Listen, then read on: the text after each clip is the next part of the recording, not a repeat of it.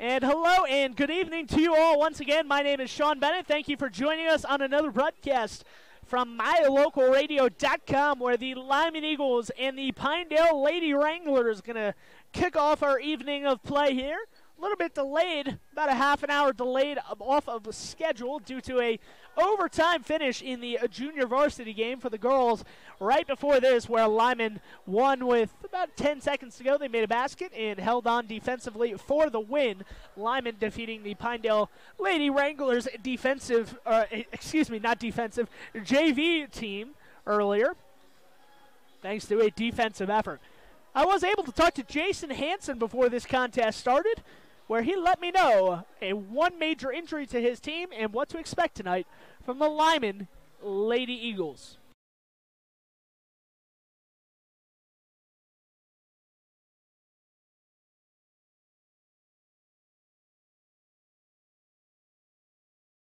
Jason, you started conference play with a 1-0 start over a win over Big Piney yesterday. Is that kind of any hangover going into the next day, or is it just a fresh reset? Every game is a new game for your team. Pretty much every game's a new game. You know, yesterday, Big Piney they're kind of under the gun. You know, they start a lot of freshmen and sophomores, so they're a ways away from being kind of a top caliber competitive team, and so. It was a good game to work on stuff that we haven't, to try some new things and just kind of get better. So.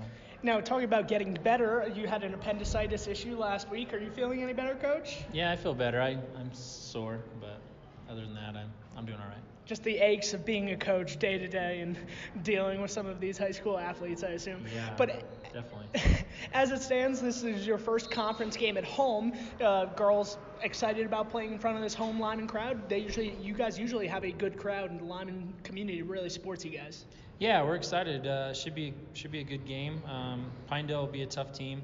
We only get about 6-7 home games a year, so anytime we get a home game, it's pretty exciting for them, and be able to play in front of their parents and grandparents and just people of the community. So. Now, what do you expect to see from Pinedale in this matchup tonight? Are you going to throw a lot of pressure at them? Do you expect to see a lot of pressure yourself, or? Yeah, we're putting in a new press this week, and we're going to try it out on them, and so we're going to try to create a kind of an up-tempo game, and I expect them to.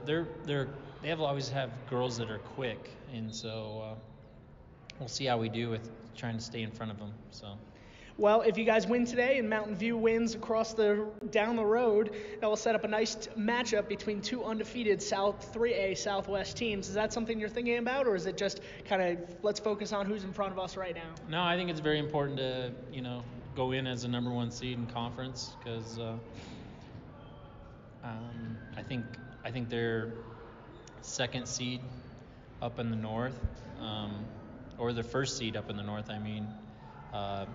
will be a pretty tough team, and so we want to try to avoid being on the same side as them. So. And certainly anytime you can avoid Douglas on the schedule, who laid a beatdown of number 2 Buffalo in the 3A Southwest, in the 3A conference yesterday.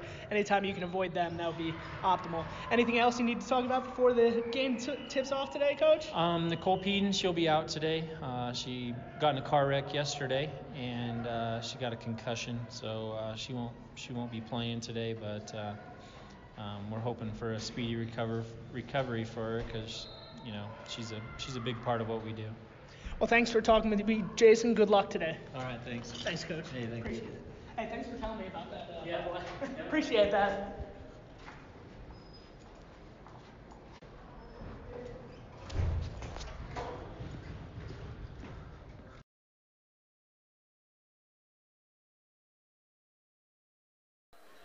That was Jason Hansen, head coach of the Lyman girls basketball team. Spoke with him earlier today about what to expect here from this matchup between the Lyman Lady Eagles and the Pinedale Lady Wranglers.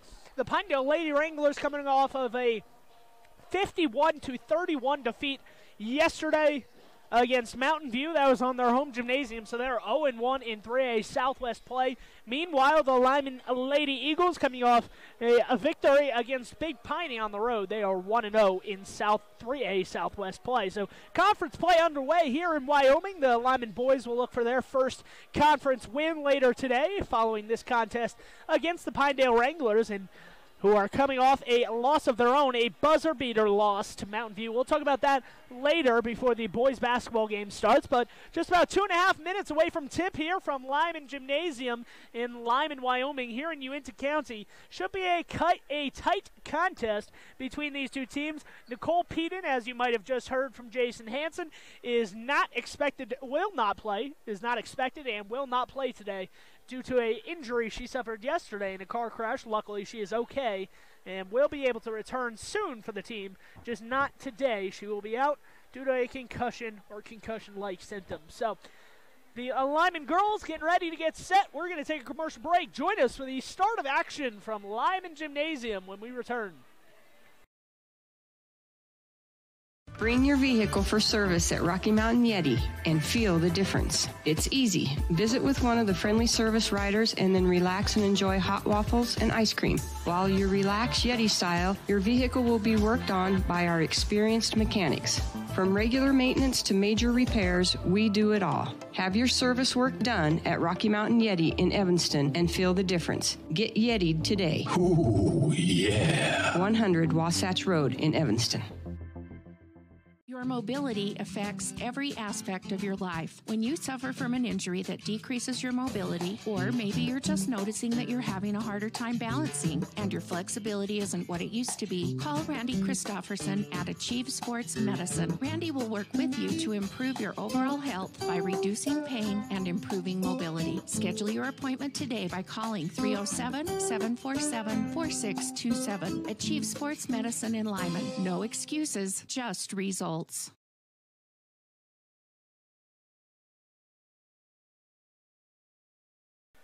Welcome back to Lyman Gymnasium. Starting lineups as well as the national anthem about to get underway here. We will take a short commercial break once the starting lineups, or once the national anthem is underway, and we will return for the starting lineups between the Lyman Lady Eagles, looking to go 2-0 in 3A Southwest play, and stay right on pace with the Mountain View Lady Buffalo, who are also 2-0 after beating Big Pine earlier today over in the other part of Uintah County at Mountain View. So we're going to take a short commercial break here on mylocalradio.com. Please join us when we return for the starting lineups from both teams. We know that when you think of Plains Tire in Evanston, you always think The Tire Professionals. Quality customer service. They're friendly with great prices. I really like Plains Tire in Evanston. But did you also know that the team at Plains Tire offers oil changes, windshield wiper checks, and free alignment checks? That's right, free alignment checks. We don't want you to quit thinking all those great things when you hear Plains Tire. We just want you to add to the list. Plains Tire, the tire professionals. Stop in today, 157 Bear River Drive.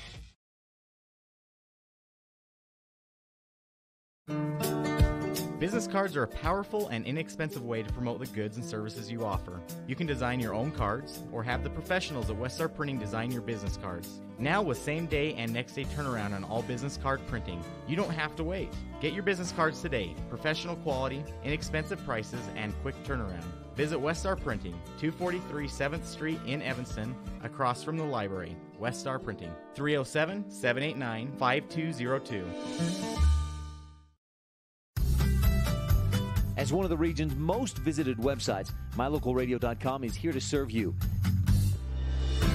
Catch up on local and regional news and information. Buy, sell, or trade your good used items on the radio classifieds. Stream your favorite music all day, every day, or catch our live coverage of your high school teams in action, all on mylocalradio.com. Like us on Facebook so you never miss a giveaway, and visit mylocalradio.com today to stream it all live.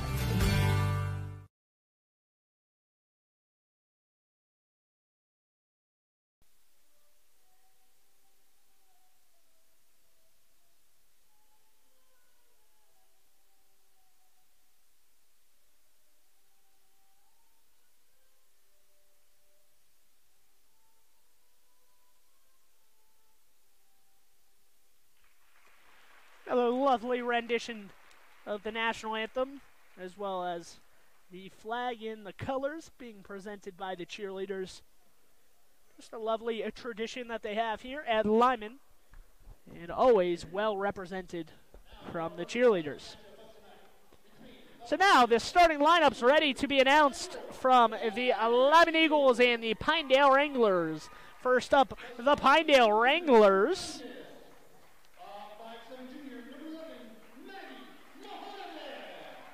Maggie Mahanovich, number 11, is going to make the start. Nora Legursky also going to be starting.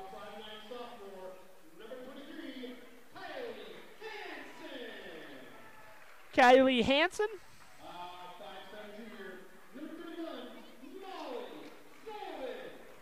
Molly Sullivan, number 31.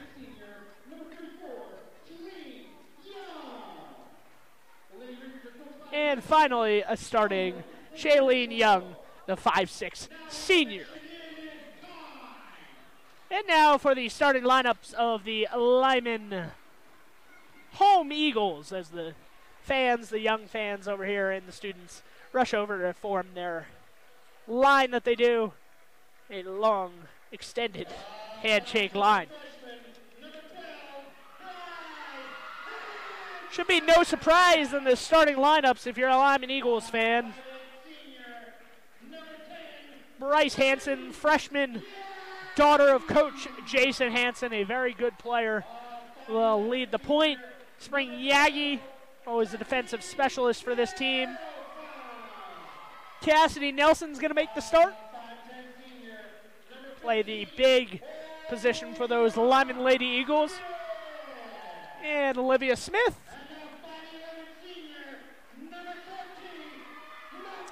And finally, maybe the most important of the 5 starters, McKinley Bradshaw, the final starting 5 for those Lyman Eagles. Just about ready to get underway here, awaiting the opening tip, and we will be underway. Our first of 2 games, ready to get set.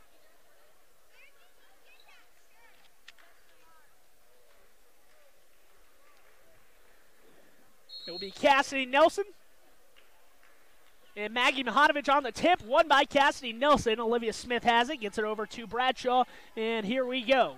Bradshaw is going to drive to the right corner, jump up, kick out, and that is Spring Yagi for 3. Unsuccessful, but the rebound pulled down by Cassidy Nelson, and here we come the other way.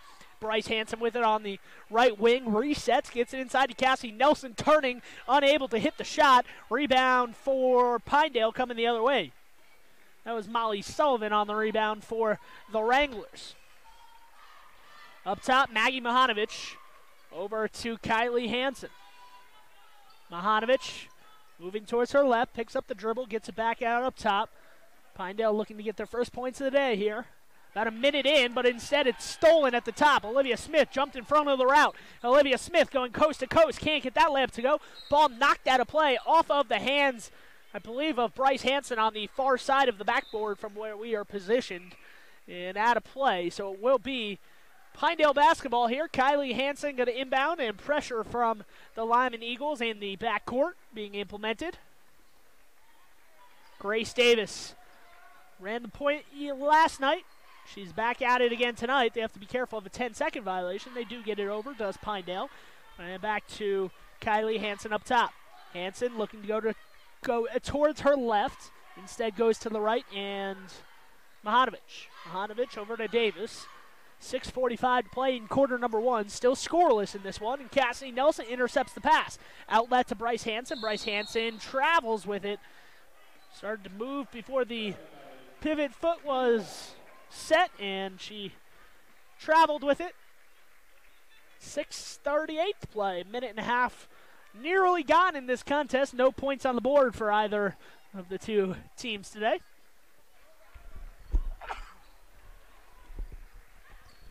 Mahanovich with it now.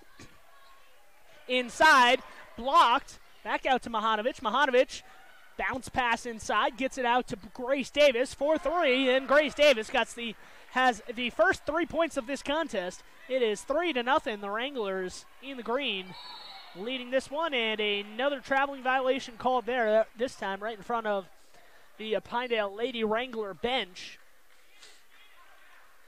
6:10 to play, 3-0 the score. Grace Davis in the backcourt. Pressure being implemented here from the Lyman Eagles, wearing the white with the blue trimmed. Lyman going left to right. Pinedale going right to left on your dial or on your screen, wherever you might be listening.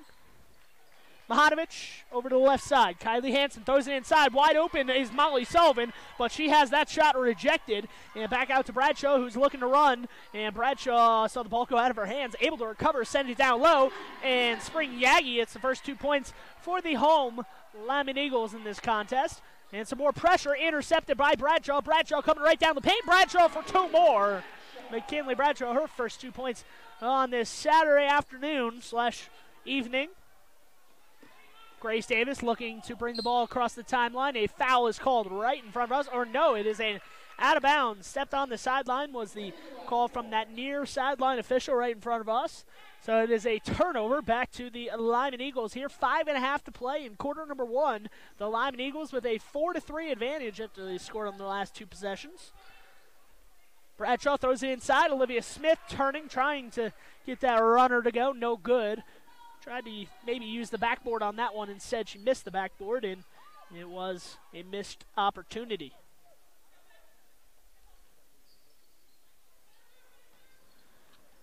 Ball down low, thrown into Molly Sullivan. Molly Sullivan's blocked on the low block.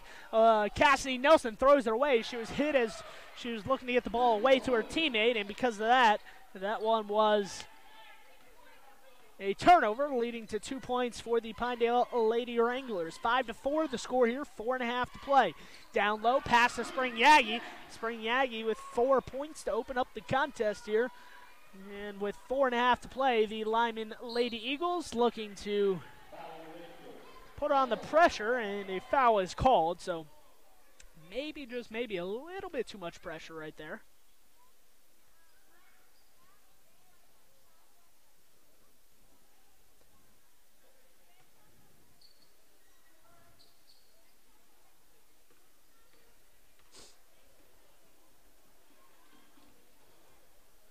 On the right side, Grace Davis with it, back to Mahanovic up top. Kylie Hansen loses it for a second, able to regain it, but throws it away. Nice tip away from Olivia Smith there, and Olivia Smith trying to go coast to coast. She is fouled as she tried to go to the basket there, so a foul has been called.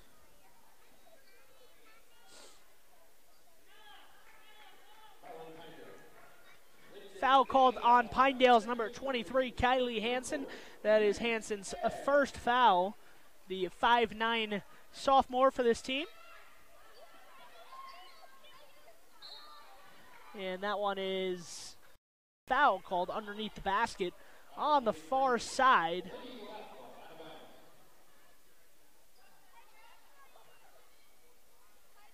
Thrown into the corner, back up top. Olivia Smith goes back to the corner where Hansen is open for 3, and Hansen does not waste that opportunity. Bryce Hansen, the freshman, with a 3 from the corner. That is a play they love to run on that inbounds, and it worked to perfection that time. Defense not working to perfection there for the Lyman Eagles, as Molly Sullivan scores unattended as she beat the defense down the court. McKinley Bradshaw spinning at the free throw line, drops it off down low to Cassidy Nelson, and 2 more. So McKinley Bradshaw with 4 assists here in the first 4.5 minutes of play, and her team leads 11-7. Mahanovic, jump pass to the corner where Grace Davis drops it out of bounds, and it will be a Lyman possession. In that deep corner, they will inbound. No pressure from the Pinedale Lady Wranglers here. Pinedale Lady Wranglers coached by Mike Davis. Spoke with him before this contest as well as last night, and he was talking about the atmosphere last night. A home whiteout for the crowd at Pinedale. A little bit different today on the road against the Lyman Eagles in a pretty full gymnasium. On the right side, Lyman has it. thrown down low, and that one is knocked away. Here it comes Pinedale going the opposite direction. Down low, McKinley Bradshaw defending, able to force that pass back out up top. Nora Legursky down low, being worked on by McKinley Bradshaw. Grace Davis and Mahanovic with the ball up top. Over to Hansen. Hansen looking to get it to Legursky. Legursky drops it off down low. Air defending. And that shot altered by Mandy Air on the defensive end. Missed by Molly Sullivan. And here comes Lyman the other way, looking to score in transition. And that's a good play there, as a foul is called on the shot. So two free throws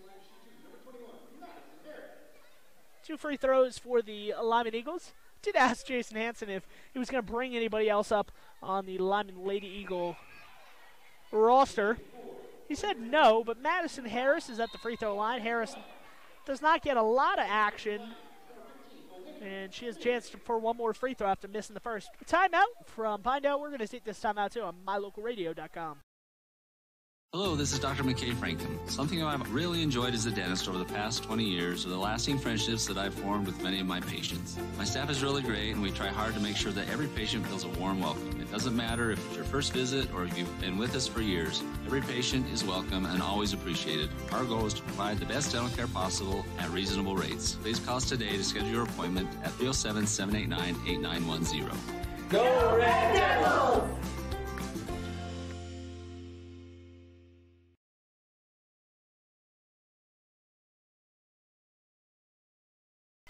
Back here at Lyman High School, one more free throw is going to be coming in from Madison Harris.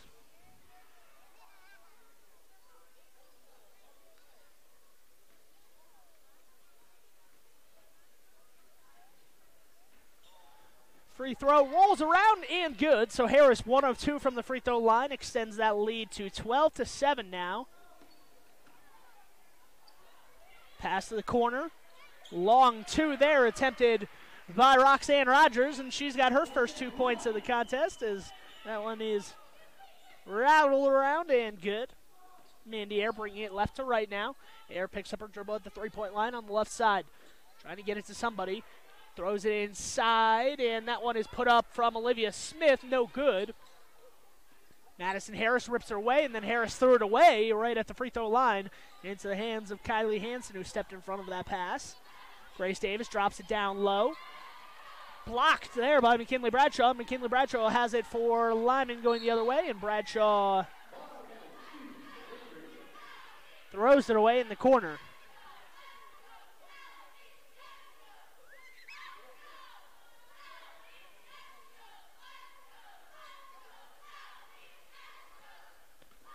Maggie Mahanovic with it in the backcourt. Kylie Hansen on the right side will take it across the timeline right in front of that Lyman Eagle bench.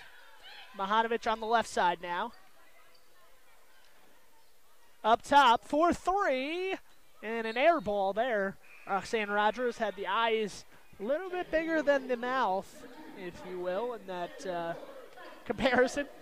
Thought she could make it. Just a little bit too deep, however, and hit nothing but air.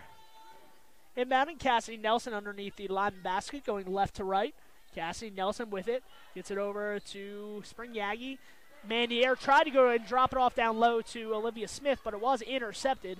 Nice job by Pinedale to collapse on that defense in transition. Kylie Hansen with it now on the left side. Back up top to Maggie Mahanovic. Mahanovic on the right side to Rogers. Rogers reverses course. Gets it over to Hansen on the left wing. Hansen misses. Follows up her shot. Gets the rebound in the deep left corner. And kicks it all the way out top to Roxanne Rogers. In the corner now. Mahanovic sees it get tipped out of her hands. Actually, that was not Mahanovic. That was Nora Legursky. Tried to get the ball back out up top to Mahanovic, but the ball was tipped out of play right into that Lyman bench. So that's where Pinedale will inbound. Mahanovic with it up top now. Mahanovic over to Rogers. Rogers resetting things, gets it to Mahanovic. Mahanovic ball fakes, moves towards her left, gets fouled on the shot off the backboard. No good. 2 free throws will be incoming as she was fouled on that shot opportunity.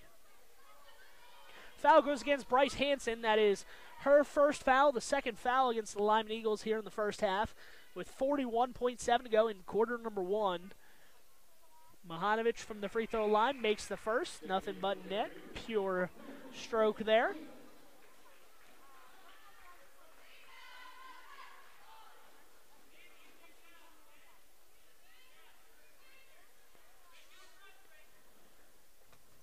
Up top.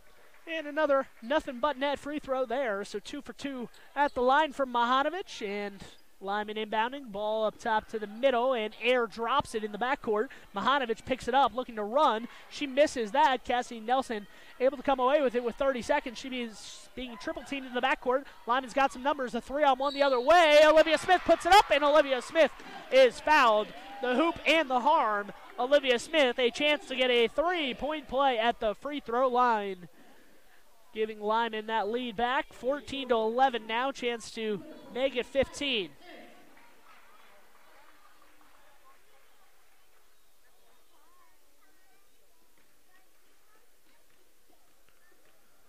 Smith at the free throw line for one more opportunity, and that is up. That is good. So Olivia Smith, 3-point play. 25 seconds on the clock here in quarter number one. Mahanovic, ball fakes in the backcourt. Gets it over to Hansen. Hansen gets it up to Rogers, and that is intercepted underneath the basket. Tried to get a pass ahead to Legursky, did Pinedale, but it was intercepted by Mandy Air. Mandy Air on the left side. Clock under 10 now. Air gets it to the corner. Olivia Smith, 5 on the clock. Back to Air up top. 3 on the clock. Air driving down the lane. She's got to put it up, and she is fouled with 0.6 on the clock in quarter number one. Going to the free throw line will be Mandy Air for 2 opportunities here. Nice job to put it up there. Barely any time to spare for Mandy Air. Foul does go against Grace Davis. That is her second foul, so something to be wary of if you're Mike Davis. And sure enough, he takes Grace Davis out. Granted, with 0.6 on the clock in the quarter, not much will be happening anyway, but Grace Davis might be sitting him for a while in the second quarter. Let's see how long Mike Davis can afford to rest her. Second free throw is up and good. So 17-11, and now Lyman plays a good defense for the final 0.6 on the clock. It will be Pinedale possession to start the second quarter when we return on mylocalradio.com. Please stay tuned after this commercial break. You're in good hands when you choose Dr. Stosage and Dr. Buick at Wyoming Dental Specialties for dental implants and wisdom tooth extractions. They work with passion and focus. They use techniques and technologies that are modern and precise. With 2 decades of experience, their skills are highly specialized. If you need teeth extractions or dental implants placed, come see Dr. Stosage or Dr. Buick at Wyoming Dental Specialties, 50 Park Road, or call us at 307-789-9034. Hello all, Dr. Dog here. I want to talk to you about PetMinerals.com. By merging the highest quality veterinary grade ingredients with highly advanced mineral technology, PetMinerals.com produces the most innovative pet supplements on the market. The supplements focus on specific needs like hip and joint, digestive, and overall diet. You and I both know a healthy pet is a happy pet. Show your pets how much you care. Order them supplements today at PetMinerals.com.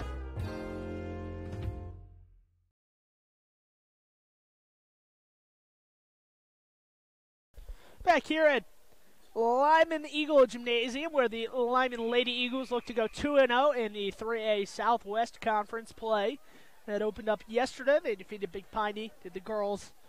The boys, unfortunately, losing to Big Piney. They'll have a chance to get their first conference win later today following this contest. Live on mylocalradio.com. Up top, Mahanovic with it, moving left. Over to Hansen. Hansen going to the left, gets it intercepted. That's Spring Yagi with it. Spring Yagi picks up her dribble, is able to halt things and gets it back out up top where Bradshaw takes it out towards midcourt.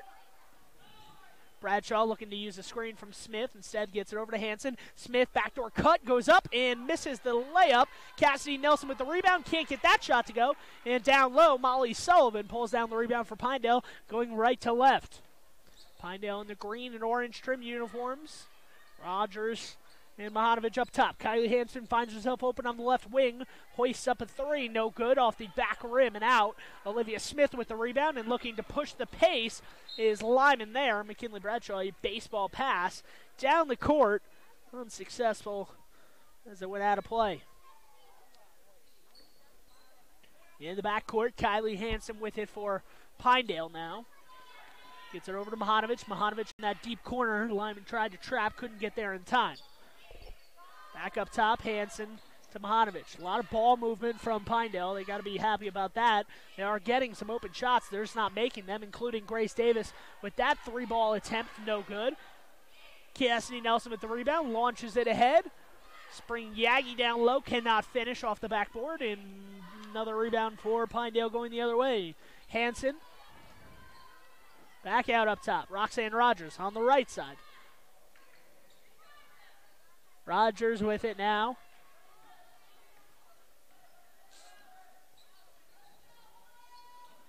Mahanovic, pump fakes, drives baseline, no good on that shot attempt. And here comes Lyman the other way, and that is off of the back of Bryce Hansen. Another turnover will lead to a Roxanne Rogers drive and foul on Lyman as she drove the basket and was fouled. And a timeout for Jason Hansen. So we are going to take this timeout too on mylocalradio.com. Please join us when we return. It will be Pinedale possession, trailing 17-11 with 6:08 to play in quarter number 2.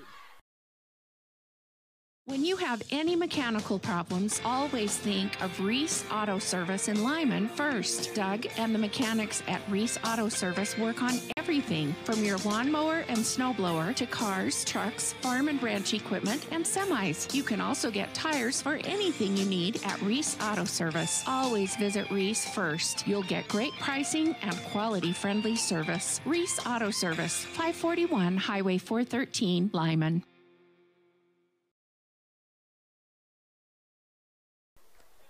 Back here on mylocalradio.com for the second quarter of the Pinedale and Lyman Lady Eagles game. At the free throw line for 2 opportunities is Roxanne Rogers. She misses the first opportunity there. Rogers will get another at the free throw line. Rogers, second attempt is up, and it is good. So Rogers, 2 of 2 from the free throw line, 17-13 the score, 6:05 to play. Bradshaw driving down the paint, lays it up, off the rim, rolls out, no good. Molly Sullivan with the rebound, pulls it down for Pinedale, and they look to race down the court the other way. And Mahanovic over to the right side. Kylie Hansen looking for 3. She's got them all. And this game is a 1-point game here as Pinedale has opened up hot in the second quarter, 5:40 to play. And the Eagles have yet to score in this period. Bradshaw, deep 3 right in front of us, online and good. McKinley Bradshaw for 3 more, gets those 3 points right back for the Eagles. Playing at home, and a 20-16 lead. Back to 4 is that lead for Lyman. Hansen over to Rogers. Rogers throws it on the baseline. Legursky too strong on that one. Olivia Smith with the rebound on the far side of the basket. Didn't touch anything on that shot. Bryce Hansen with it right in front of us on the near right side. Spring Yagi back out up top. McKinley Bradshaw thought about a 3, looked at the rim, passed up on it after making her last attempt. Bradshaw finds Cassidy Nelson down low. Cassidy Nelson goes up through some contact, gets fouled, and she will have an opportunity for a 3-point play at the free throw line. So count the basket, 22-16 the score, 4:53 in quarter number 2.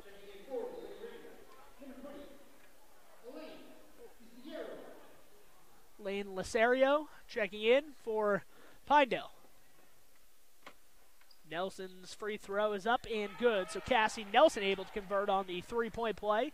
And the Lyman Eagles having a 7-point advantage once again. Pressure being stifling from Lyman, and sure enough, McKinley Bradshaw pokes it away, but instead it goes right to a Pinedale player, not able to convert. Lyman looking to outlet to Olivia Smith, who beat the defense down the court, maybe cherry picking a bit, and scores 2 more on the other end, and a foul is called right in front of that Pinedale bench. This one's going to go against Lyman. I think it's going to go against Bryce Hansen. Yes, that is Bryce Hansen's second foul here in the first half. So 25-16 the score, and Bryce Hansen has to check out at least momentarily because of some foul troubles. Don't want her to pick up her third. Mahanovic driving left side, no one in front of her. Eventually stopped by a Lyman defender. And that shot down low. I believe there's going to be a foul on the shot. That was Elaine Lasario, the 5'5 sophomore who shot it. She was hacked, and she will go to the line for 2 shots.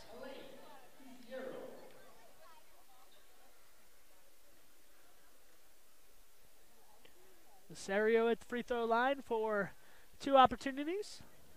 Misses the first, short, not enough legs maybe under that one.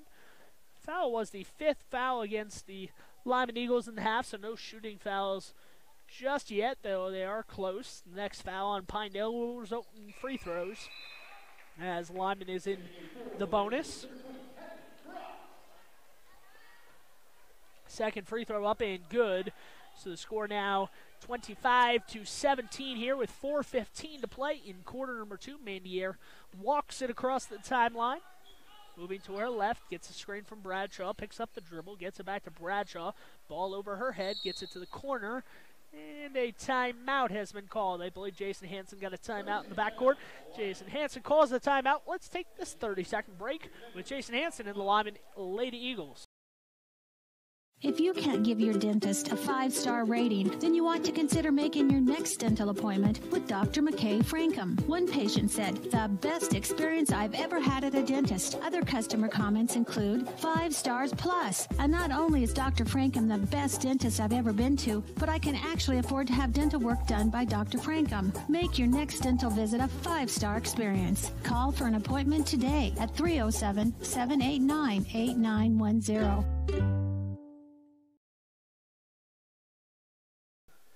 4:04 to play here in quarter number 2. It is a Lyman possession in that deep corner. Sprigniaggi looking to inbound it. Gets in the air. Air moving towards her right. Reverses course. Gets a screen from Bradshaw. Bradshaw cutting down the lane. Instead goes out top to Olivia Smith. Back inside to Bradshaw. Bradshaw through 3 defenders. Puts it up. Somehow she gets her own rebound after that one. And I believe we're going to get a jump ball. I think one official might have had a foul call. The other official came in, said it was a jump ball. So Bradshaw somehow fights for the rebound. A miraculous effort to get to it. But unfortunately for her, she was tied up. Inbound right to Bradshaw. She misses that shot from in close. And here come the Pinedale Lady Wranglers after grabbing that rebound, going right to left. Back out up top, and Hansen falls into the backcourt, or the ball goes into the backcourt, and it's going to be an over and back foul on those Lyman Lady Eagles. Will have possession. Olivia Smith on the near sideline looking to inbound. Cross from the Pinedale bench. Gets into air. Air ball over her head. Jason Hansen calling out the plays on offense for his team here. Down low, the ball knocked away off of Pinedale, out of play, so it will still be Lyman basketball here. Olivia Smith in the far deep corner, going to inbound. Tough position. Bradshaw trying to post up, get it inside. She was pushed. No foul called, and here comes Pinedale the other way, looking to push the pace. Inside, Olivia Smith steps in front of that pass, sees it go right into her chest and intercepts it, and now Lyman has it going left to right. McKinley Bradshaw scoops it up, uses the backboard to her advantage, and gets 2 more. So McKinley Bradshaw with 2 points there, 27-17 the score, as Lyman has a 10-point lead.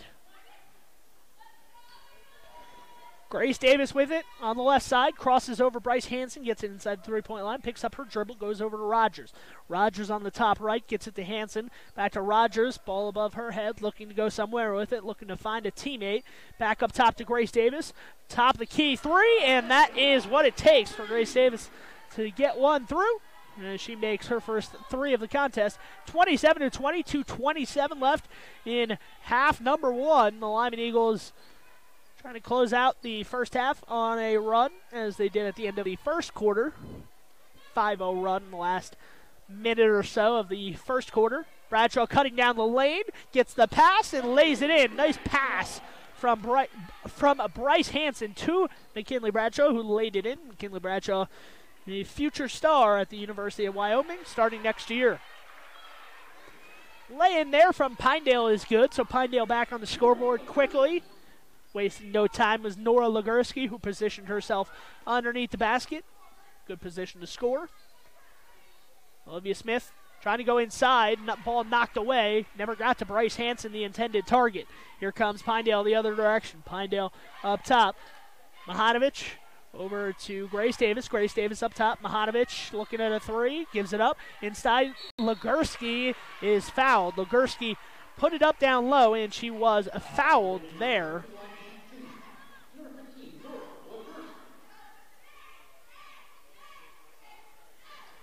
Foul goes against McKinley Bradshaw, her second foul, the team 6. So we'll have to see if McKinley stays in here for the final minute and a half of this second quarter.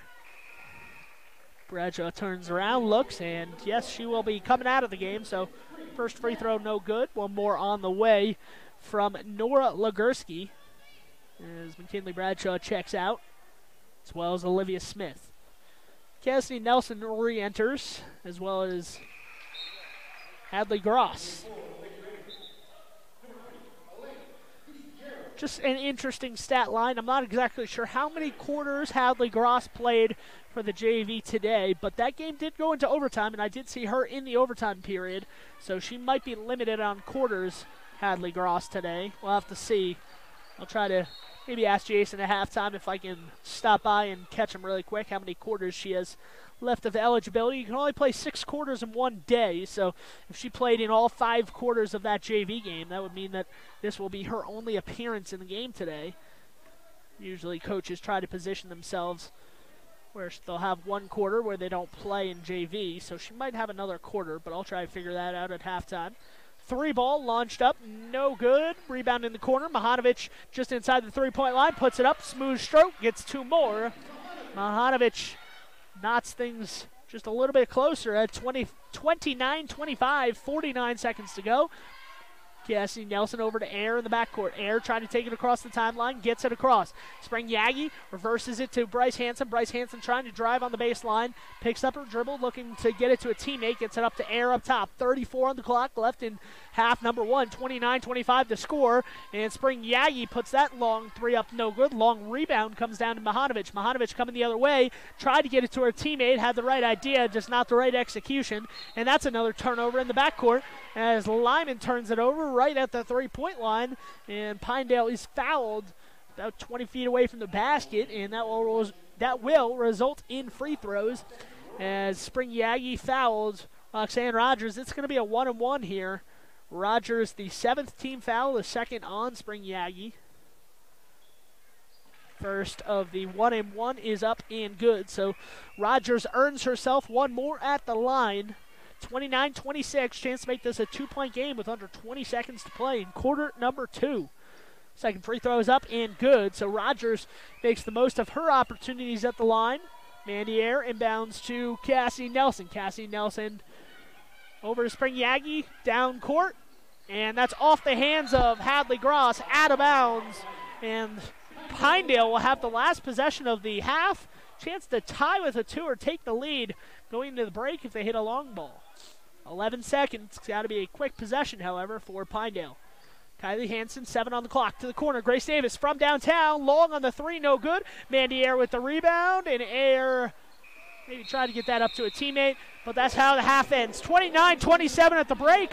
The Lyman Eagles will go into halftime with the lead. It's only a 2-point lead, however, and the Pinedale Lady Wranglers looking to get their first conference win of the season. Lyman looking to remain atop the conference standings with a 2-0 record if they were to win today. Join us for the second half action after our halftime show on mylocalradio.com after this commercial break.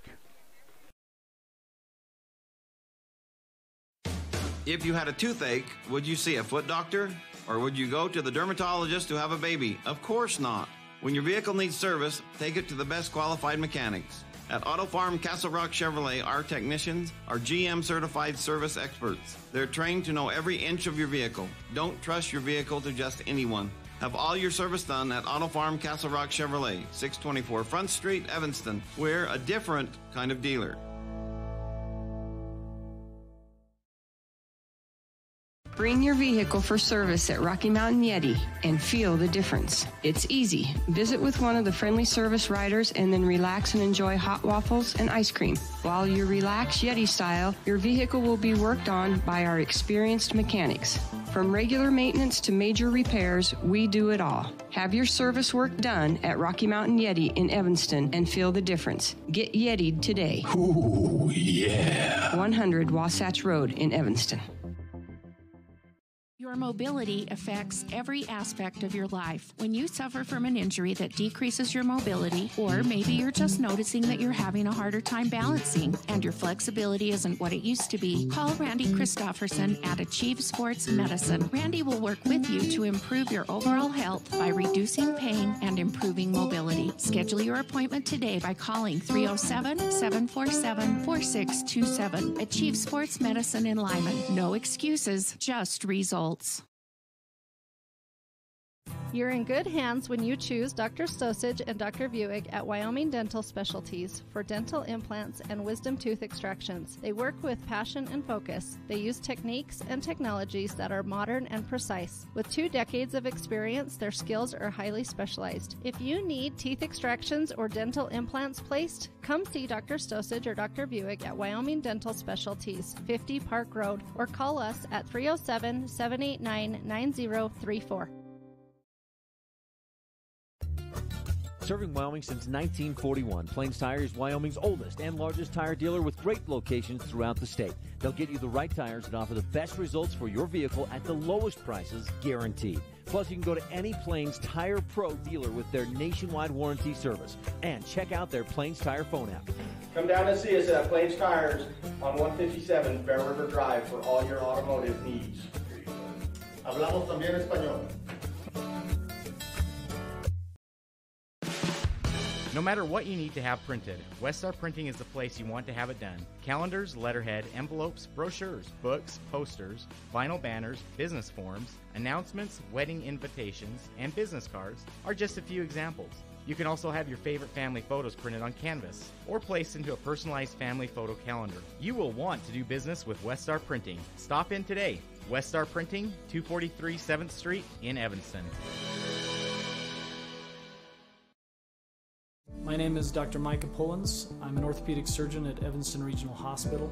I perform total hip, total knee, and total shoulder replacement.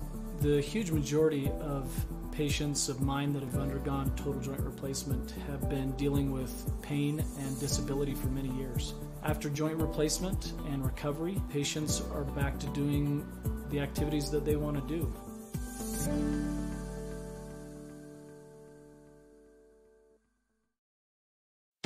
Sometimes when you're shopping for a vehicle, you're not sure what you want, so you drop by and look at all the options. Other times you know exactly what you want. At Auto Farm Castle Rock Chevrolet, you can call us or schedule a test drive online. We'll have it ready when you get here. We're here to help you get exactly what you want on your schedule. So whether you want to browse or pre-schedule a test drive, Auto Farm Castle Rock Chevrolet is here for you. 624 Front Street, Evanston. We're a different kind of dealer.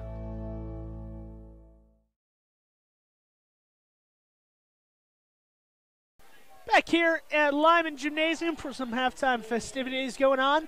But on the court for this game, the Lyman Eagles leading by a slim margin of 29-27 at the break. Yes, only a 2-point lead for the Eagles. McKinley Bradshaw had to exit in that first half with some foul troubles at the very end. Picked up her second foul with about a minute and a half left in quarter number 2, so she had to sit for the last about 90-plus seconds of the second quarter. So McKinley Bradshaw will look to probably come right back into the game in the third quarter and not pick up fouls. She did foul out in their last home game. That was last year, or that was last week against Thunder Basin, where Bradshaw fouled out in their last home game. That was not their last game, but she did foul in the last home game with about 10 seconds, 15 seconds left. So that'll be something to watch out for. Bradshaw trying not to foul, stay in this contest. The Lyman Eagles might need her if this one's going to come down to the wire. It will be a close one. It has been a close one throughout, so we'll have to watch the score line and see if she stays out of foul trouble. But that was not the only thing to talk about in that first half. The Lyman Eagles really jumped out to a large lead at the end of the first quarter, beginning of the second quarter, when they finished the first quarter on a 5-0 run in the last minute, 30 seconds to a minute, and took, I believe it was a 6-point lead at the end of the first quarter, if I'm not mistaken. Largest lead sat around 7 or 8 points for the Lyman Eagles, but the Pinedale Wranglers, coached by Mike Davis, really came out strong and were able to rebound rather nicely as they took the court on the second quarter. And really, it was after a timeout. I believe Jason Hansen called a timeout. Whatever Mike Davis said to his squad seemed to have worked, because the Pinedale Lady Wranglers found their rhythm late in that second quarter and go into the break down by 2. Jason Hansen's team still has not come out of the locker room, but the Lyman Lady Eagles certainly have a lot to talk about. Without Nicole Peden today, Nicole Peden with a concussion from a car accident she suffered yesterday. I believe yesterday morning going to breakfast, she was telling me about it. Had to be taken away in an ambulance. I believe she has a concussion, so she's not going to play today. So that's another name, another number on the roster that will not be able to play here for the Lyman Lady Eagles. Obviously, if you're just joining us, maybe you're wondering or haven't kept up with the season, McKinley Bradshaw, one of the Lyman Eagles basketball stars, has suffered a torn, I believe it was a torn ACL and a partially broken femur, if I'm not mistaken. I don't want to misquote things, but she had suffered a serious injury at the beginning of the year, so she has been forced to be out for the remainder of the season. Obviously a huge player for that Lyman Lady Eagle roster, but she's still with the team. She's still on the bench, helping Jason Hansen coach out and keep the morale up. So I speak with McKaylee about as often as I can, and she seems to be in good spirits, loves to be hanging around the team. Obviously wishes she could be on the court, but some other plans are at stake from a higher being than we are capable of knowing. And McKinley Bradshaw is out for the year. So McKinley Bradshaw, however, she is not out for the year, and she will look to lead her team to a victory on the home court. Spoke with the Lyman Eagles girls before the game, and they seemed pretty confident about the game today. They said that they hope to kind of make things pull away by the third quarter, kind of like Mountain View did yesterday. In that third quarter, the game was maybe a 2 or 4 point game, I believe. And then Mountain View called the timeout. Jessica Moretti and the Mountain View Buffalo stormed back and really never looked back with some stout defense in the second half that really propelled them to a 20-point victory against Pinedale. Jason Hansen's squad will look to do the same today. We're going to take one more short commercial break and then join us on mylocalradio.com. Bring your vehicle for service at Rocky Mountain Yeti and feel the difference. It's easy. Visit with one of the friendly service riders and then relax and enjoy hot waffles and ice cream. While you relax Yeti style, your vehicle will be worked on by our experienced mechanics. From regular maintenance to major repairs, we do it all. Have your service work done at Rocky Mountain Yeti in Evanston and feel the difference. Get Yeti'd today. Ooh, yeah. 100 Wasatch Road in Evanston. Pinedale's going to open up the third quarter with the possession here. Inbounding at midcourt. Kylie Hansen going to get it into Grace Davis. Chance to tie or take the lead right off the jump here in the second half for the Pinedale Lady Wranglers. And instead, they will not get a shot off. 8 seconds in to the possession. Mahanovic had the ball up top and threw it away in the corner. No one was there for Pinedale. So the ball went straight out of play. Lyman to inbound. McKinley Bradshaw right back in the game as I projected at a halftime, our mylocalradio.com halftime show. In the corner, Down low, Cassidy Nelson puts it up, misses everything there. Rebound down low, pulled down by Pinedale, and here they come down the other way. Shailene Young with the rebound. Shailene Young down low, working on Cassidy Nelson. McKinley Bradshaw could not really defend there because she has the 2 fouls, doesn't want to pick up a third foul. However, Lyman comes away with it. Nice outlet pass, and Olivia Smith finds herself open for 2 more points the other way. Olivia Smith great at running down the court in transition, getting herself in a position where she is ready to receive the pass as she was there and get the 2 points. Kylie Hansen up top, getting it over to Nora Legursky. In the corner, Grace Davis for 3.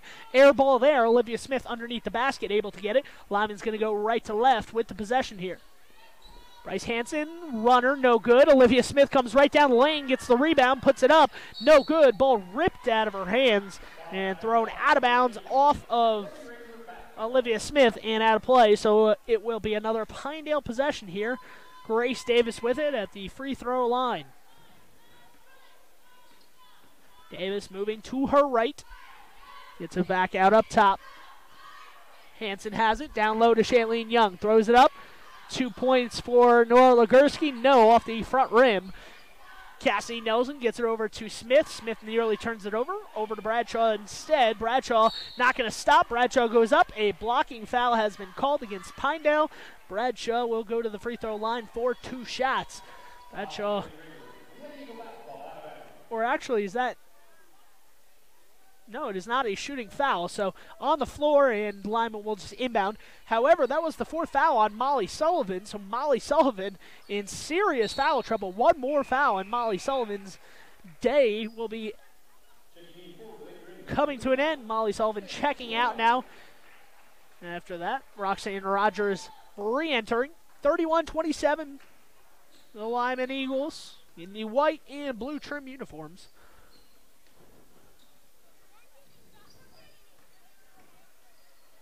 Grace Davis with the ball up top. Roxanne Rogers on the right side for 3, no good. Cassidy Nelson pulls down the rebound on the right block. Over to Bradshaw. Bradshaw looking up. Did not outlet it, instead just walks it across the timeline. Bradshaw spinning at the free throw line. Going to her left, ball on the floor. Bradshaw rips it away on the low block. Drops it off to Olivia Smith on the right block. And Smith goes up, is fouled. And Smith has an opportunity once again at the free throw line for 2 shots. Foul called against Kylie Hansen. That is her second, the team's second of the second half. A lot of 2s in that sentence. And Olivia Smith misses the first free throw off to the right, and a whistle has blown. A timeout for Pinedale. The Lady Wranglers. Looks like it's going to be a 30-second timeout. So we're going to stay right here on MyLocalRadio.com, where the homestanding Lyman Lady Eagles lead this contest 31-27. Been a slow start for both teams here in the first 2+ minutes of the second half. The score was 29-27 at the break.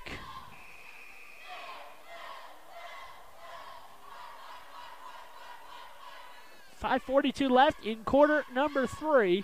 Molly Sullivan picked up her 4th foul on one of the first possessions of this second half, so that's certainly something to watch out for if you are a Pinedale Wrangler fan.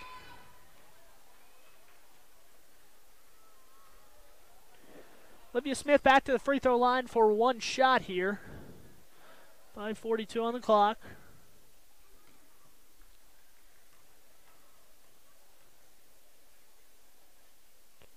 Smith's second free throw is up, and it is good. So 1 of 2 from the line for Smith. Extends that lead back to 5 here for the Lady Eagles. Moving to her left is Kylie Hansen. Kicks it out to the corner. Mahanovic with the ball up top. Had it taken away from her hand right in front of us. And Olivia Smith throws it away. And the ball rolled up the sideline to Grace Davis. I don't know how that ball stayed in. Grace Davis has it on the low block. Goes up to a pile up of bodies. And if this is McKinley Bradshaw, this will be her 3rd foul. So to see which player down low the foul is called on. It is against Bradshaw. That is her 3rd. So something of note once again for the Lyman Lady Eagles. McKinley Bradshaw picks up her 3rd foul. Jason Hansen staring down his bench, wondering, do I take McKinley out at this gesture in the game. 3 fouls, 5:18 left in the third quarter. He leaves her in for now. Grace Davis makes the first free throw. She gets another at the line. And that one goes in. So Grace Davis trims the deficit down to 3, and a one-possession game once again with 5:16 left in quarter number 3 as Bryce Hansen has the ball up top. McKinley Bradshaw working on the left side, gets it open for 3, and Bradshaw's got it. She was running back down the court before that ball even went through the net. Kind of Steph Curry-esque. She knew that one was going in right when it left her hands. 3 more points on the board for the Lyman Eagles. Lead back to 6 now. And that foul on the baseline is committed, I believe, by Bryce Hansen on Roxanne Rogers. And that's not a smart foul because that is also the third now on Bryce Hansen. And Mandier immediately hops off the bench and will check in as presumably for Bryce Hansen. And sure enough, it is Bryce Hansen checking out, Mandier checking in. Jason Hansen pulls Bryce aside, talks to her as she sits down on the bench. That is the difference between the two players, McKinley Bradshaw and Bryce Hansen. Obviously, there might be multiple differences between the two players, but when McKinley Bradshaw gets her third foul, she stays in because she's a senior and maybe a little bit more experienced on how not to foul and playing with those 3 fouls. Meanwhile, Bryce Hansen, a freshman, has not been put in that scenario a lot, so she comes out, Mandier back in to run the point. Air moving towards her right, gets the ball back out up top to Olivia Smith. Smith enters it on the post. It's Cassidy Nelson who hops up, catches the pass, comes down with it, and scores from 2 feet away. 37-31, the lead back to 6 here for the Lady Eagles. Rogers with the ball up top, gets it in the corner to Grace Davis. Grace Davis moving to her left through a double team, gets it over to Rogers. Rogers cutting baseline is Legursky, misses that shot. Spring Yagi trying to get it up. Mandier has a player out in front, gets it up off to Olivia Smith.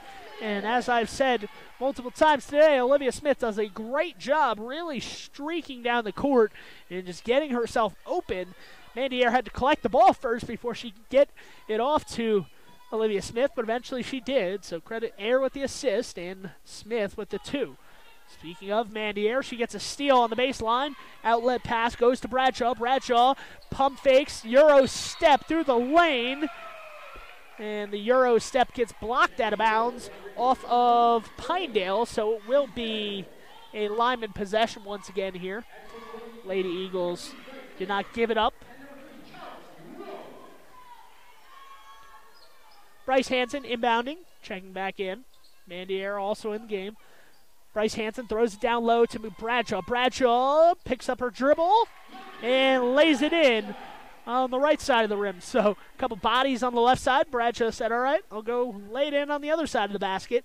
Sure enough, a 10-point advantage for the Eagles here, a double-digit lead. From the corner, Roxanne Rogers nails it over the outstretched hand of Bryce Hansen in that left wing corner. And that is a 3 ball. Bryce Hansen with the ball up top on the right side. Gets it inside to Bradshaw. Bradshaw working down low. Step back 3 and no good as that one hops up over the backboard and out of play. So Bradshaw trying to get those 3 points right back. Could not on that possession. And Pinedale has it with 2:55 going left to right. Grace Davis takes it across. Bradshaw nearly stepped in front of that pass. Grace Davis did a nice job to not throw that pass. Had she thrown it, would have been intercepted going coast to coast. Was Bradshaw streaking through the middle. But Davis was able to keep possession of it. In the corner, that is Mahanovic. Reverses it to the left side. Now Grace Davis has it in the corner. Picked up her dribble. Throws it off the leg of Bryce Hansen. Bryce Hansen defending on that one. The ball went off of Hansen and out of play. 2:27 left in quarter number 3. 7-point advantage for the Lyman Lady Eagles. This one's been tight throughout. Lyman has had an arm's length in front of Pinedale, but they've never been able to really shut the door on Pinedale's chances here. Have a chance to do it up by 7. Bradshaw overcommits on that one, and because of that, that was Elaine Lacerio down low, turning and finding herself open down low. Bradshaw tried to go for the steal, and once she missed it, There was no one really in position to stop Lasario from scoring. Hansen forced to pick up her dribble up top, trying to get it to a teammate. Eventually does get it in the corner to Mandier. Mandier pulls up on the baseline from 4 feet away, and Mandier's got 2 more. So back and forth action here in the third quarter. Both teams' offenses have reared up into high gear. Mahanovic on the right wing. Ball fakes, drives, kicks out. Kylie Hansen short on the 3, falls right into the lap of Bradshaw. Bradshaw, baseball pass ahead, gets it over to Air. Air could not control it. A turnover going the other way. Kylie Hansen racing down the right side of the court. Bradshaw anticipates the pass down on the low block, steps in front of it, forces the ball to go off of Pinedale and out of play. Bradshaw and Cassidy Nelson checking out. Spring Yagi checking in.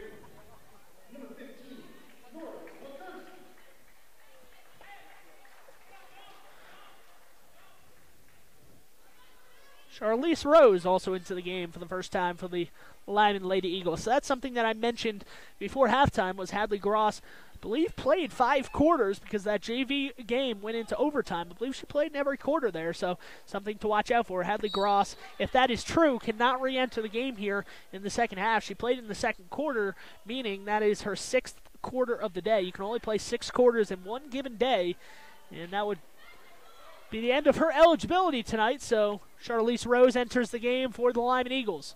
Down low, ball thrown up.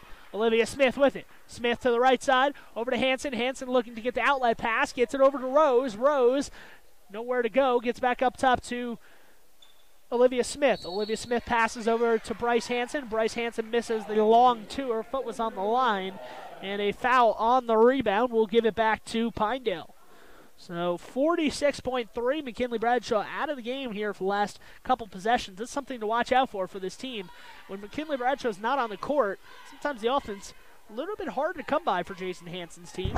From the corner, no need to worry about the offense if you're a Pinedale Wrangler fan. Roxanne Rogers heating up from outside, nails the 3 from the corner. It's back to a 4-point game with 28 seconds to play.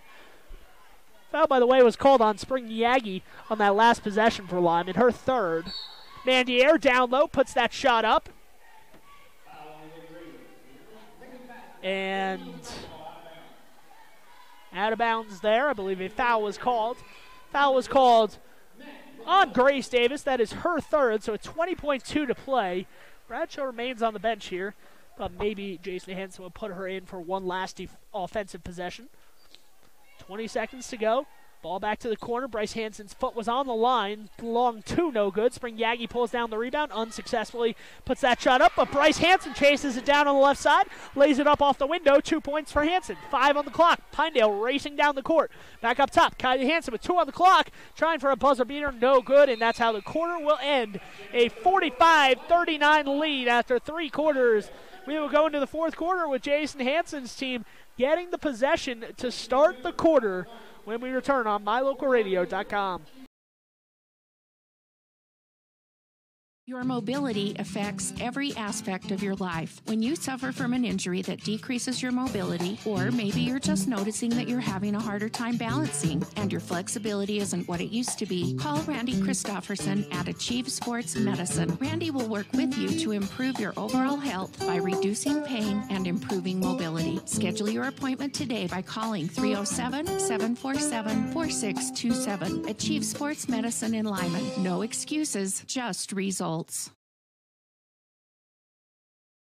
Hello all, Dr. Dog here. I want to talk to you about PetMinerals.com. By merging the highest quality veterinary grade ingredients with highly advanced mineral technology, PetMinerals.com produces the most innovative pet supplements on the market. The supplements focus on specific needs like hip and joint, digestive, and overall diet. You and I both know a healthy pet is a happy pet. Show your pets how much you care. Order them supplements today at PetMinerals.com.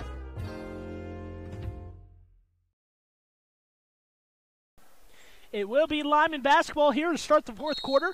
McKinley Bradshaw checking back in here with 3 fouls as we start the final frame from Lyman Gymnasium. Thank you for joining us once again on mylocalradio.com. Bradshaw uses the screen from Nelson, tried to pick and roll as Nelson, but the ball is knocked away. Nice steal there from Nora Legursky. Going the other way is Pinedale. Pinedale up top. Mahanovic driving baseline. Picks up her dribble, gets it back out to Rogers. Rogers reverses it. Hansen thinks about a three, traveled with it. So the pump fake did not go the way of Pinedale as got the defender out of position, but Pinedale, Kylie Hansen started moving before the ball hit the hardwood. 45-39, the score here from Lyman Gymnasium in Uintah County, where the Eagles look to go 2-0 in conference play with a win today. Olivia Smith turning around, throws it up off the window and gets it to go. 47-39 the score on mylocalradio.com.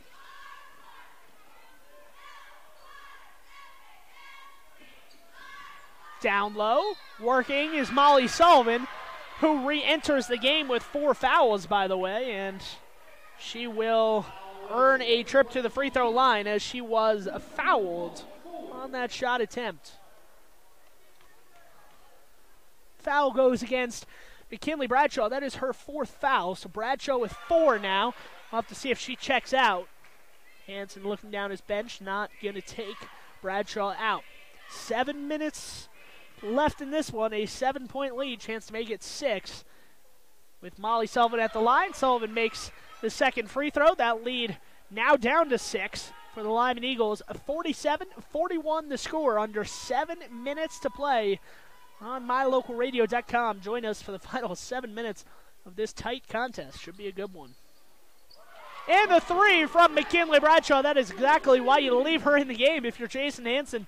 She is just a playmaker and a game changer. The long ball from McKinley Bradshaw is good, and that lead now sits at 9.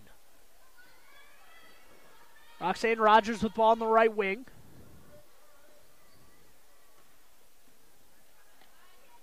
In the corner, Mahanovic. Mahanovic driving baseline, gets it up to the free throw line to Hansen.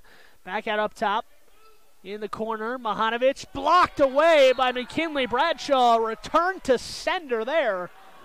She viciously rejected that shot opportunity and sent it back into the near side wall over there. Ball inbounded to Mahanovic. Mahanovic gets it over to Roxanne Rogers. Mahanovic driving in. Up top, Hansen with it. Hansen shot is no good. Rebound for Bradshaw. Bradshaw coming the other way. Outlet pass to an open Olivia Smith. Olivia Smith lays it in. 2 more for the Lyman Eagles, and now the lead is at 11. So Mike Davis going to have to quell this mini Lyman run that's been going on here. Lead now at 11.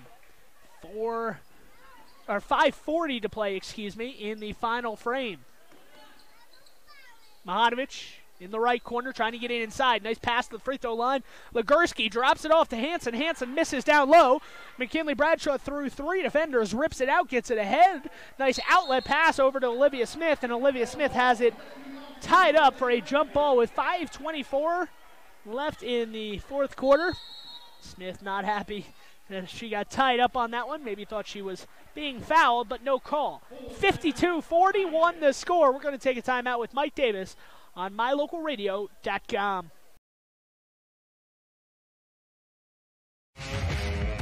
If you want your truck to really catch the eye, have the professionals at Plains Tire in Evanston install a custom lift kit with new tires and wheels. We've got a huge selection to choose from, so no matter what your style is, we've got the tires and wheels to make you smile. The way your truck looks reflects on you. Get the reflection you want with a lift kit, new tires, and wheels from Plains Tire in Evanston, the tire professionals. 157 Bear River Drive. Stop in today.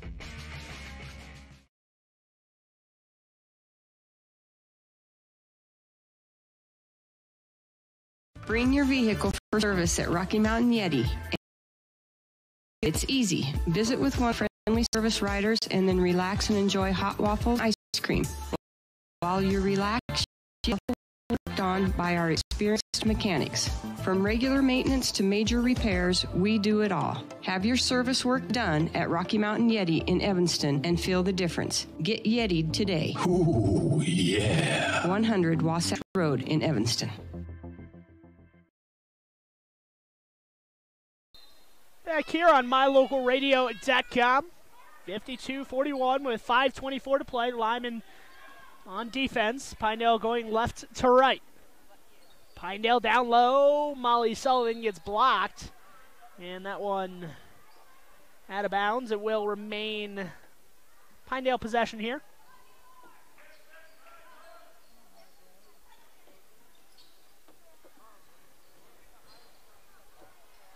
Elbow jumper, no good there. Rebound pulled down by Cassidy Nelson. Gets it over to McKinley Bradshaw to slow things down here with an 11-point lead. 5 minutes remaining here in the final frame on mylocalradio.com.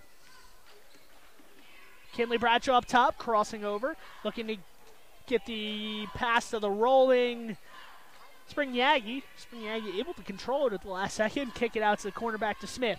Bradshaw at the free throw line. Tried to cross over. Lost the ball in front of her. Gets it back, however. Over to Bryce Hansen for three. Or no, for a long two. Bryce Hansen's foot was on the line.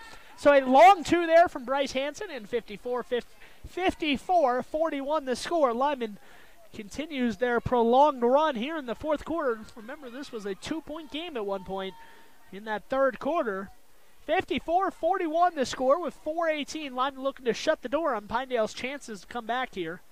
Hansen in the corner. Rogers open for three from the corner. No good. Bradshaw with the rebound. Bradshaw pulls it down, looks ahead, decides better of throwing the ball down the court, and she will walk it across the timeline. Smart decision from the senior.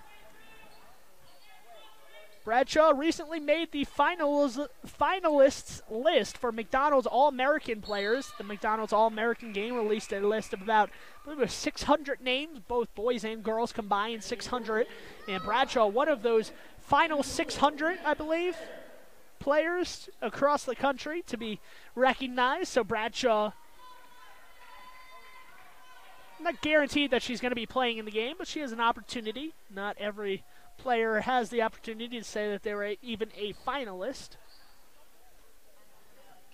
Roxanne Rogers gets back up top to Mahanovic. Mahanovic throws it in the corner, and Kylie Hansen, right when the Pinedale Lady Wranglers needed Hansen to make that shot, she was able to. 54-44 with 3:25 to play. Bryce Hansen moving towards her left. Back to the basket, uses a screen from Cassie Nelson. Back up top. Bradshaw nearly had it taken away from her. Bradshaw at the free throw line, stops, tries to get inside to Mandiere, and the ball is tied up. And I think, yes, the possession arrow is for Lyman. So Lyman retains possession after the jump ball with about 3:12 to play here in the final frame. Bryce Hansen inbound. Right down low to Bradshaw. Bradshaw being double teamed, doesn't matter. Turns around, hits it from the low block, and is hit. She will go to the free throw line for a 3-point play. That's just the strength and the athleticism of McKinley Bradshaw. She was being double and triple teamed on the block. Somehow the ball got into her, and once she got it there, she knew she was about to score. Bradshaw from the free throw line makes the 3-point play. A devastating blow for the Pinedale Wranglers' chances. Mike Davis not happy that his team gave that one up. 57-44. Bradshaw got those 3 points that Kylie Hansen made on the previous possession for Pinedale right back. 2:57 to play. Bradshaw takes it away in the right corner, gets it up to her teammate Bryce Hansen, calling for the ball back. Hansen instead takes it back out towards midcourt. Cassie Nelson, elbow jumper, and no, an offensive foul. Bryce Hansen sticks her hands up in the air, incredulous at the fact that she was called for the offensive foul. I think a moving screen was the call. That is the 4th foul on Bryce Hansen. She remains in the game right now, but a timeout is called by Mike Davis of Pinedale. We'll see if this is a full timeout. It is. We're going to take the timeout too on mylocalradio.com. Your mobility affects every aspect of your life. When you suffer from an injury that decreases your mobility, or maybe you're just noticing that you're having a harder time balancing, and your ability isn't what it used to be, call Randy Christofferson at Achieve Sports Medicine. Randy will work with you to improve your overall health by reducing pain and improving mobility. Schedule your appointment today by calling 307-747-4627. Achieve Sports Medicine in Lyman. No excuses, just results. Sometimes when you're shopping for a vehicle, you're not sure what you want, so you drop by and look at all the options. Other times you know exactly what you want. At Auto Farm Castle Rock Chevrolet, you can call us or schedule a test drive online. We'll have it ready when you get here. We're here to help you get exactly what you want on your schedule. So whether you want to browse or pre-schedule a test drive, Auto Farm Castle Rock Chevrolet is here for you. 624 Front Street, Evanston. We're a different kind of dealer.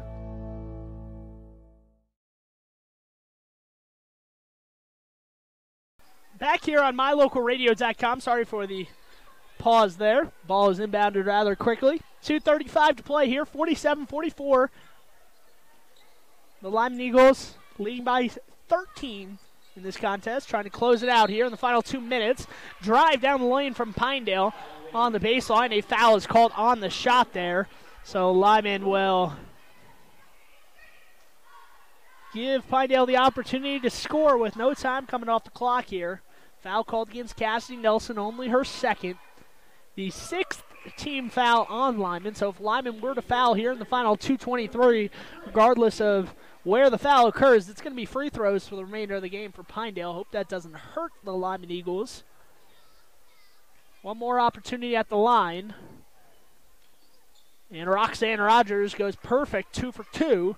And that deficit down to 11 for the Pinedale Wranglers, trying to desperately force a major comeback late in this contest. Bradshaw on the left wing, looking down low. Instead reverses course to Hanson on the three-point line. Hanson tried to get inside to Cassie Nelson unsuccessfully.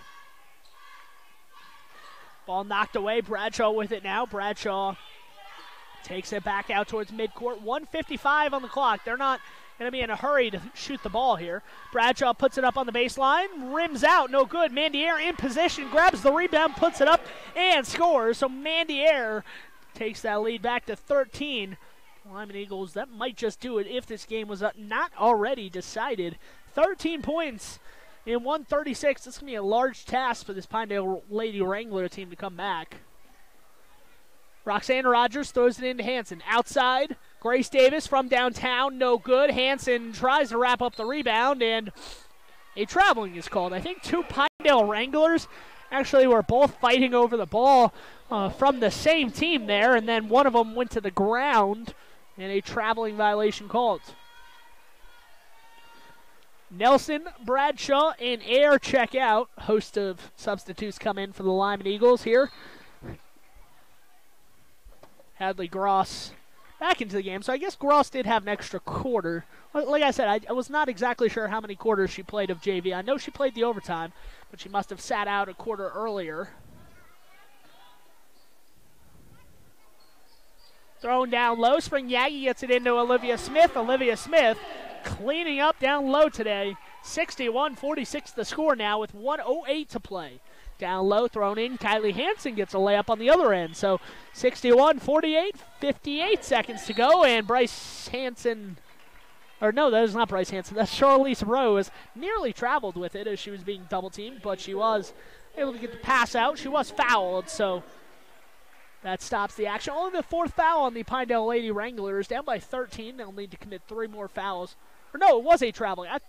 I was so confused there. One official had called the foul. One called the traveling. The traveling prevailed. So that long 3 ball, no good. Rebound underneath. Thrown around Grace Davis. Tried to throw it to her teammate on the low block, but the ball was knocked out of play. I think Spring Yagi was the one who touched it out of bounds. 47.4 on the clock here in the fourth quarter. 61-48 score on mylocalradio.com. Mahanovic down low, turning, throws it up, and is foul. No, is a traveling. So Mahanovic thought she was going to get a foul called. No foul called, and looks like Pinedale's going to press here in the final 45 seconds, down by 13. See what Lyman does to beat the pressure. Smith gets it right in the near corner, picks up her dribble, gets it over to Rose. Rose gets it across the timeline to Yagi, to Hadley Gross. On the right side, Lyman with it now. Spring Yagi from couple feet away, scores there, and it's 63-48 with 17 seconds to go. The Lyman Lady Eagles move to 2-0 in the 3A Southwest Conference. Pinedale Lady Wranglers, a tough 0-2 record to start out their conference play. One loss at home to the Lyman Eagles today, and that's going to do it for us here as the final score 63-48. Jason Hansen leads his team to a successful opening weekend of conference play. 63-48 the final score from mylocalradio.com. That's our broadcast of the women's game. Keep this stream up and running if you want to catch the boys' action as well. We're going to take a short break here, maybe 10 minutes or so, depending on what they put on the clock, and rejoin us for the start of the boys' action between the Pinedale Wrangler boys team and the Lyman Eagle boys team. And the Lyman Eagles have Andrew Housekeeper back after a concussion. He did play some yesterday in their game against Big Piney, so an opportunity for Kevin Lueck's squad to impress, get their first conference win. Meanwhile, the Pinedale Wrangler boys basketball team coming off an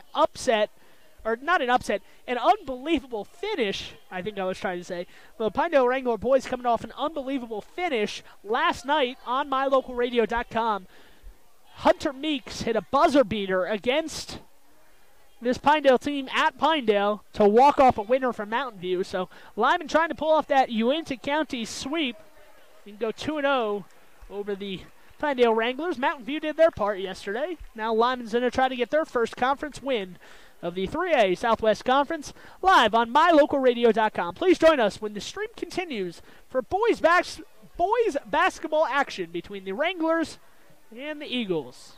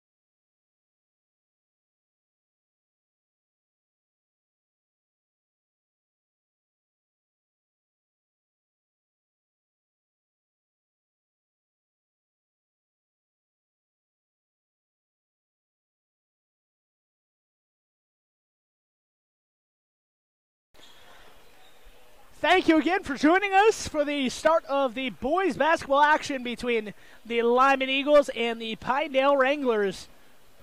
Both teams played yesterday. Opening up conference play with a victory was Mountain View over Pinedale, and Big Piney defeated these Lyman Eagles. So both teams 0-1 in 3A conference play, 3A Southwest play, and both teams looking to get their first victory of conference play. Obviously a little bit more deflating, if you're going to be honest, going down the roster for the head coach Eric Oram of the Pinedale Wranglers, because his team lost on a buzzer beater. It was not a game where they had a chance to win at the end and just lost by 4 or 6 or 10, such as the Lyman Eagles did against Big Piney. His was a game where his team literally had it tied with about 1 second to go, and then about 0.1 on the clock, Hunter Meeks got the shot off from about 6 feet on the baseline and scored a buzzer beater win for the Mountain View Buffalo on their opening night of 3A Southwest Conference play. And we will see the Buffalo next week again, back in conference play, when they play Big Piney, I believe. They're playing Big Piney tonight. They'll play Pinedale and Lyman in the future as well. Spoke with Kevin Lueck, head coach of the Lyman Eagles, and he felt like his team really had an opportunity to win yesterday and just let that go by the wayside, something he hopes will not happen to his team tonight. Hopefully he will. He said hopefully his team shows up ready and roaring to go. They struggled in the first quarter, according to Kevin Lueck. They struggled in the first quarter, kind of set them back early against Big Piney, and then they were just never able to recover against a pretty talented Big Piney team. So the Lyman Eagle boys team will look to get ready and get set to try to get their first conference win of the season on their home court.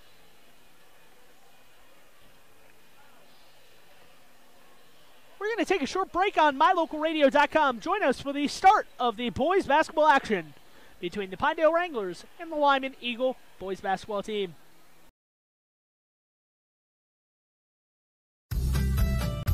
As one of the region's most visited websites, mylocalradio.com is here to serve you. Catch up on local and regional news and information. Buy, sell, or trade your good used items on your class. Stream your favorite music all day, every day, or catch our live coverage of your high school teams in action, all on mylocalradio.com. Like us on Facebook so you never miss a giveaway, and visit mylocalradio.com today to stream it all live.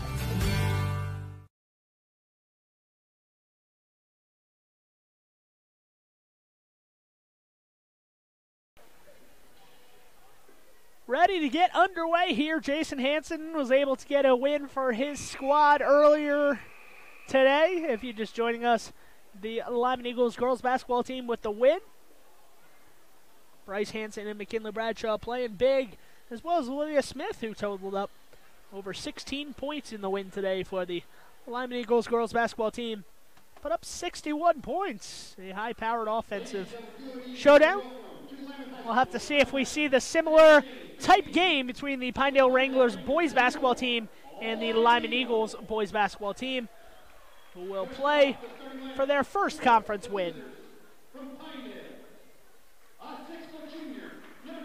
Starting for the Pinedale Wranglers, number 2, Colton Hansen. 6-foot junior. Tyler Van Etten, senior, 5'8" senior for this team, wearing those highlighter green shoes as he was last night. Easy to pick out Van Etten from the crowd. Blake Illoway had a huge night last night. We'll look to retain some of that skills that he showed last night, the 5'10" senior. And Daniel Gosar will try to stay in the game this time. He fouled out with about 5 minutes to go in the fourth quarter of last night's contest. 6'3" senior will be a massive part of this roster, as well as Cole Redmond, the 6'3" junior, who tried to keep him in the game after Gosar fouled out.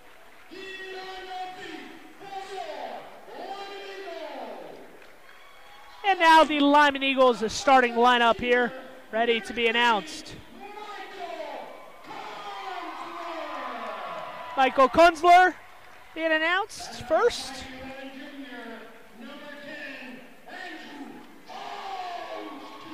Andrew Housekeeper, back from a concussion. He will start tonight. He will play a massive role for this team.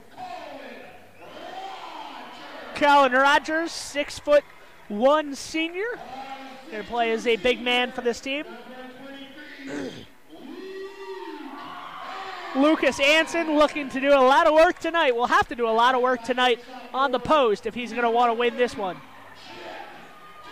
And finally, Jet Dickerson, the shooter, will look to have a big night and match up with Blake Illaway as far as the shooting prowess for his team.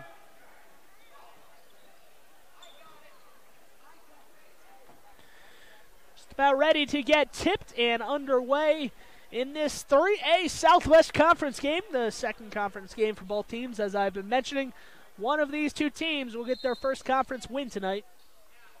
And immediately the tap won by Gosar over to Redmond.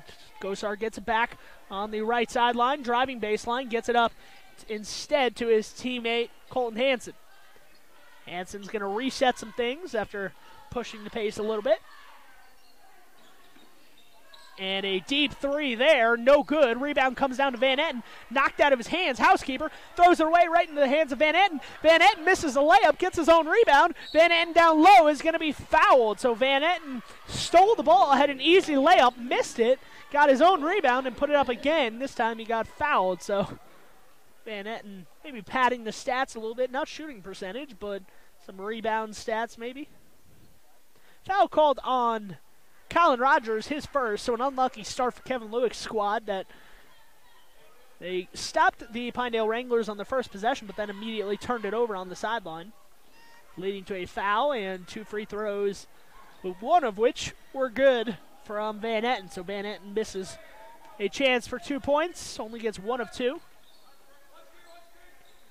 Dickerson gives it off to Housekeeper. Housekeeper working back towards midcourt.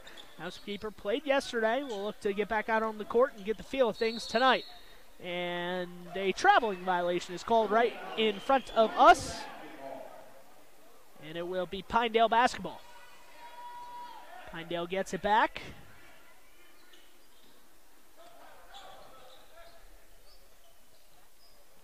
And that one's stolen away right in the middle of the court at the free throw line.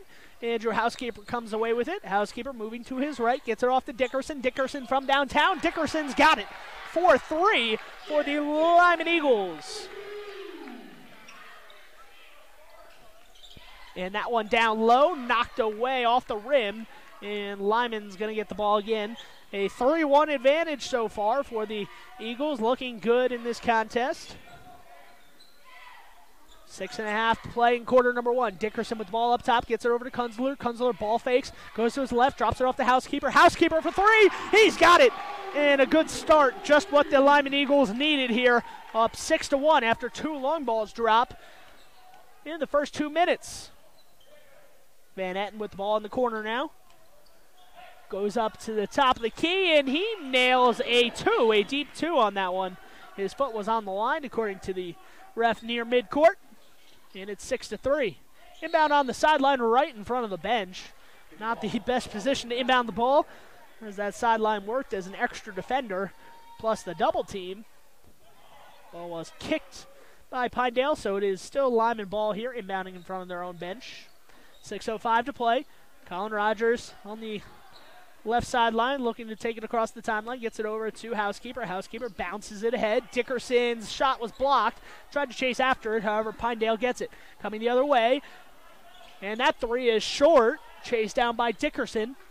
Gosar didn't follow the shot, and Dickerson got the rebound.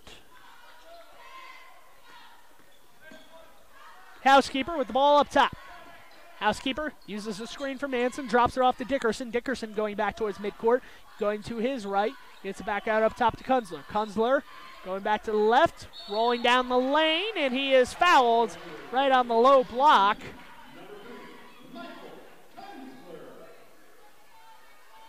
And the foul called, let's see who the foul was called on. They haven't updated the scoreboard yet, but Michael Kunzler to the line for 2 shots. The foul was called on Colton Hansen, the 6-foot junior. His first, team's first of the game.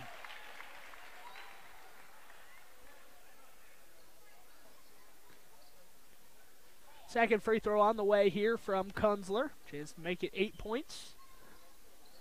And that is good. So 8-3, the Lyman Eagles leading. Once again, these two teams have seen each other in non-conference play at Flaming Gorge Invitational. Lyman had the lead in that one. Pinedale closed on a 9-0 run to win that one. Driving down the lane and one as Colton Hansen drove down the lane, threw some contact, got fouled, and one more opportunity at the free throw line. Foul called against Jet Dickerson, his first. 5:15 to play in quarter number 1. And that free throw is good, so 3-point play trims the deficit to 2, and a whistle is called. I'm wondering if Dickerson is bleeding. He's looking at his arm here as he heads to the bench. Yeah, I think he is bleeding, or he had a cut on his arm, so he checks out. Chase Richards back in for the first time in a couple weeks. Played yesterday after a several-week absence due to an injury.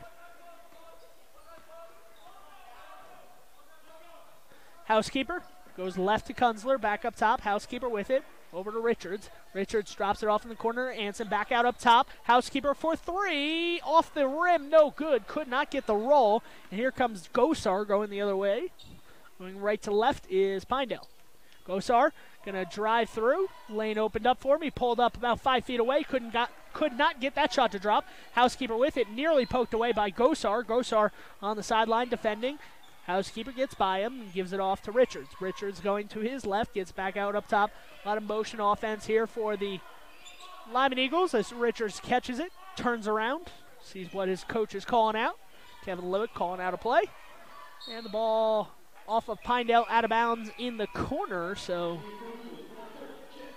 Jack Dickerson back into the game, and as well as Jacob Woodland. So Richards checks out, as well as Colin Rogers.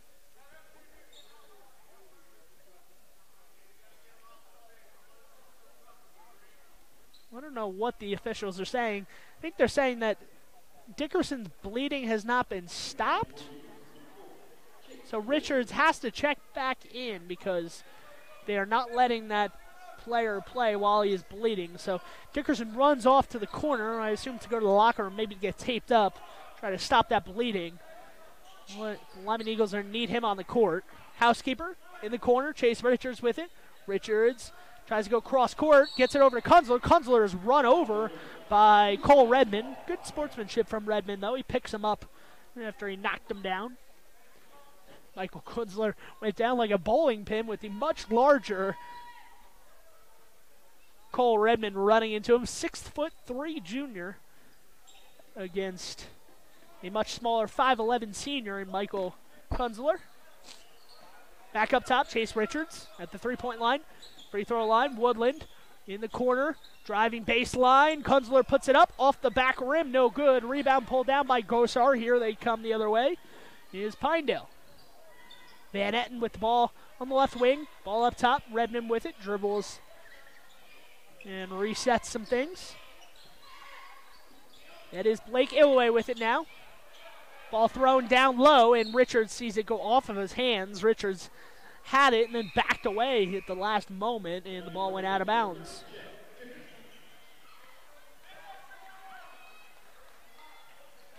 Dickerson does check in here, so he did get the bleeding stopped, or at least taped up on his arm or hand. Somewhere he was bleeding where the officials would not let him check in. Housekeeper on defense up top. Colton Hansen drops it off to Illoway. Illoway in the right corner, gets back up top to Hansen. Hansen goes left to Van Etten, who steps inside the three-point line to shoot that long jumper. No good. Rebound is ripped away by Lucas Hansen. Nice job there to secure the rebound for the Eagles, wearing the white and blue trimmed uniforms. Pinedale wearing the green uniforms with those orange trims on the shorts. Kunzler with ball on the right top of the key. Gets his inside. Anson from 8 feet away, spinning and winning. Lucas Anson, 2 more for the Lyman Eagles. 10-6 now, the lead here for the Lyman Eagles. Once again, these two teams played in conference play. Lyman Eagles held strong throughout that one, and an offensive foul is called. I believe this one's going to go against Pinedale. It was number 2, Colton Hansen. Well, no, the officials are now going to meet.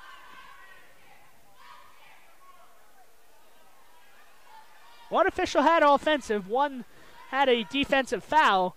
I think because Woodland stuck his arm around, kind of his shoulder around the defender and kind of pushed off with the elbow.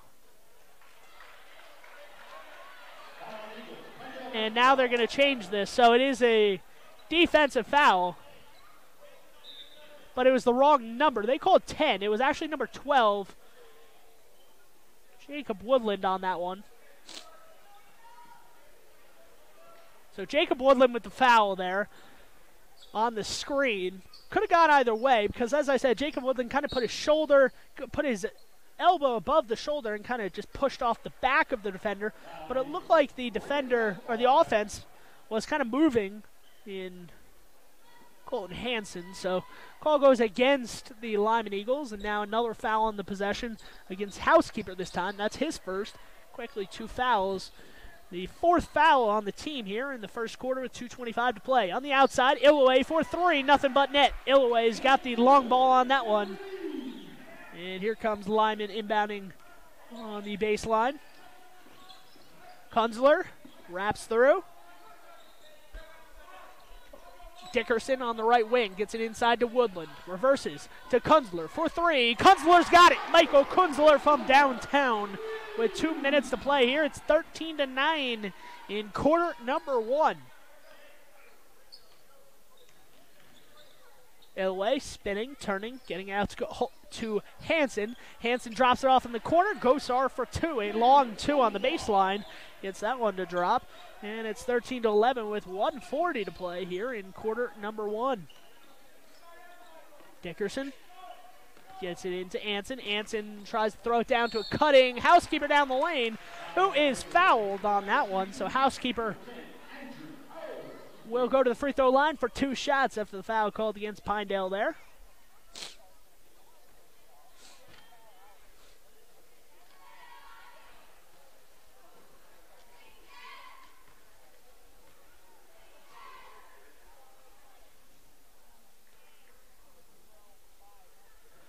First free throw from Andrew Housekeeper is up and good, so Lyman a 3-point advantage. Joseph Turner checking back in, as well as Colin Rogers. Anson and Woodland check out.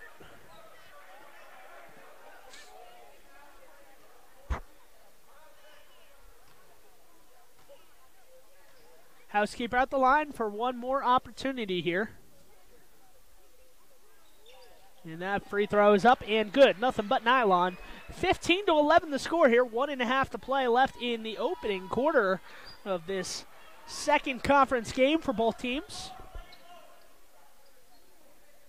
That is Van Etten in the corner. Van Etten up top for 3. Look good from where we are. Just comes up a little bit short right on line, however. Rebound comes out to Illaway. Back to Van Etten. Up top, Hansen with it. Nearly dragged the pivot foot, but did not. Kept it on the ground. Redmond trying to drop it off on the post to Pennock. Could not get it there as Lyman intercepted the pass. And Lyman has it going left to right. 55 on the clock here in the first quarter. And a deep 3 from Housekeeper. Nothing but nylon. That is good. Andrew Housekeeper scored the last 5 for his team. A 15 and now 18-11 lead for the Lyman Eagles. Redmond in the corner trying to cut through the defense. Driving in, and it is a foul on Lyman. That was Colin Rogers down low trying to take a charge, but I guess they got a block. It really did look like Rogers was in position there to take a charge. That is Rogers' second foul, so that is a big foul for the Lyman Eagles here as Redmond will go to the line for 2 shots. He makes the first. Anson coming back in. Housekeeper checking out as well. Richards re-enters for the home Eagles. Redmond at the free throw line. Kevin Lueck up off the bench to urge his team to box out. Should he miss? He does not miss, however, this free throw, and Redmond goes 2 for 2. 35 seconds to go in the half. in the first quarter, excuse me. Ball goes right out through the hands of a Pinedale Wrangler. Dickerson has it down low. Ball taken away. Bradshaw trying to get it, and Bradshaw nearly poked it away, but Pinedale's coming away with it, going right to left here. Final possession of the quarter, 20 seconds to go. Eric Orem off the bench, screaming one shot here. Hold it for the final possession. Hansen in the corner. Illaway shoots a three, and he misses, but Illaway's knocked down in the corner. Illaway was tackled there by Lucas Hansen. A football-like type play there, as Lucas Hansen maybe lost his position on the court, went and closed out a little bit too hard on the shooter, Blake Illaway, from the corner. Hansen's first foul, but this is going to be 3 free throws, as Hansen clearly upset with himself. And Kevin Lueck not happy as he looks up at the scoreboard. 6 fouls on the Lyman Eagles here in the first quarter. For the remainder of the half, the Pinedale Wranglers will be shooting free throws on every foul. Second of 3 free throws good from Illaway after missing the first. He'll get one more shot, chance to make it a 3-point game and a 1-possession game. That shot is up and good. So 2 of 3 from the line, and a timeout for Kevin Lueck here. 11 seconds to go. We're going to take this 30-second timeout on mylocalradio.com. Light up your world with a custom-built LED sign from Rocky Mountain Sign in Evanston. It's a proven fact that signage that lights up creates more attention. So light it up and then add text, images, and video, and your sign becomes even more powerful. Start sharing your advertising messages and information with your customers today. The team at Rocky Mountain Sign provides all types of quality signage that is custom-built and maintained. Call today for a free quote. Rocky Mountain Sign, 307-789-5202. Rocky Mountain Sign, serving customers in Wyoming, Utah, and Idaho.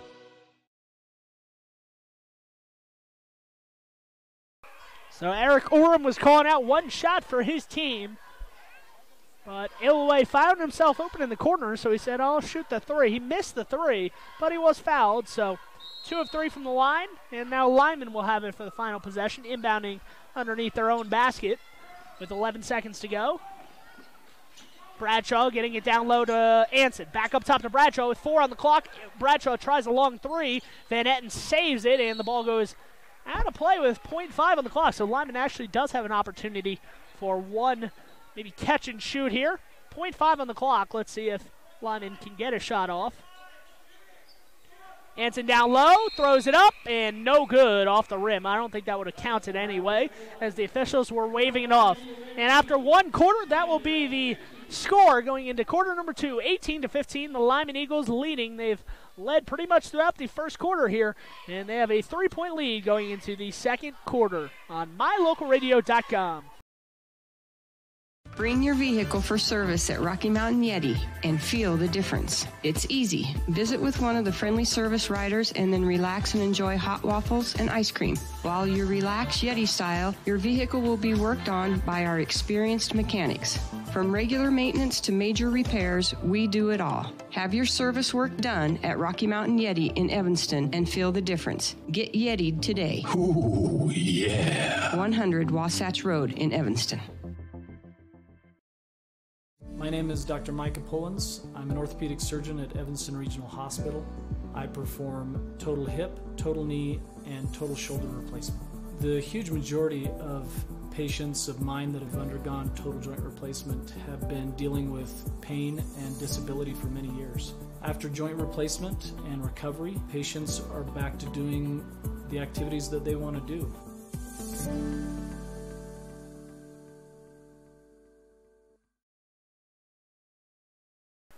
Back here, second quarter action underway from Lyman Gymnasium in Uintah County, where the Eagles have an 18-15 lead. Kunzler moving towards his left, gets ball up top to Housekeeper. Housekeeper using a screen from Manson on the top of the key, gets it off and drops it off to Dickerson. Dickerson steps right into a 3, open 3 at that, and he missed as Pinedale grabs the rebound coming the other way. Colton Hansen drops it off to Tegan Pennock down low, and it looked like a clean strip, but officials maybe say that there's some body contact in there, and I believe Tegan Pennock will go to the free throw line, the 5'10 senior for this Pinedale Wrangler team. 2 shots, they said it was a shooting foul. Foul did go against Kunzler. That is his first, but the 7th on the team. So shooting free throws for the remainder of the half are the Pinedale Wranglers on every foul. Second free throw from Pennock is good, so 1 of 2 at the line again for the Wranglers, and it's 18-16. Lyman still has a 2-point advantage. Lead has dropped a little bit, and Chad Dickerson drops it right in front of us. Out of bounds, so a turnover will give it back to the Wranglers here, right on the near sideline at half court. Joey McCulloch inbounding, in for the first time for the Wranglers.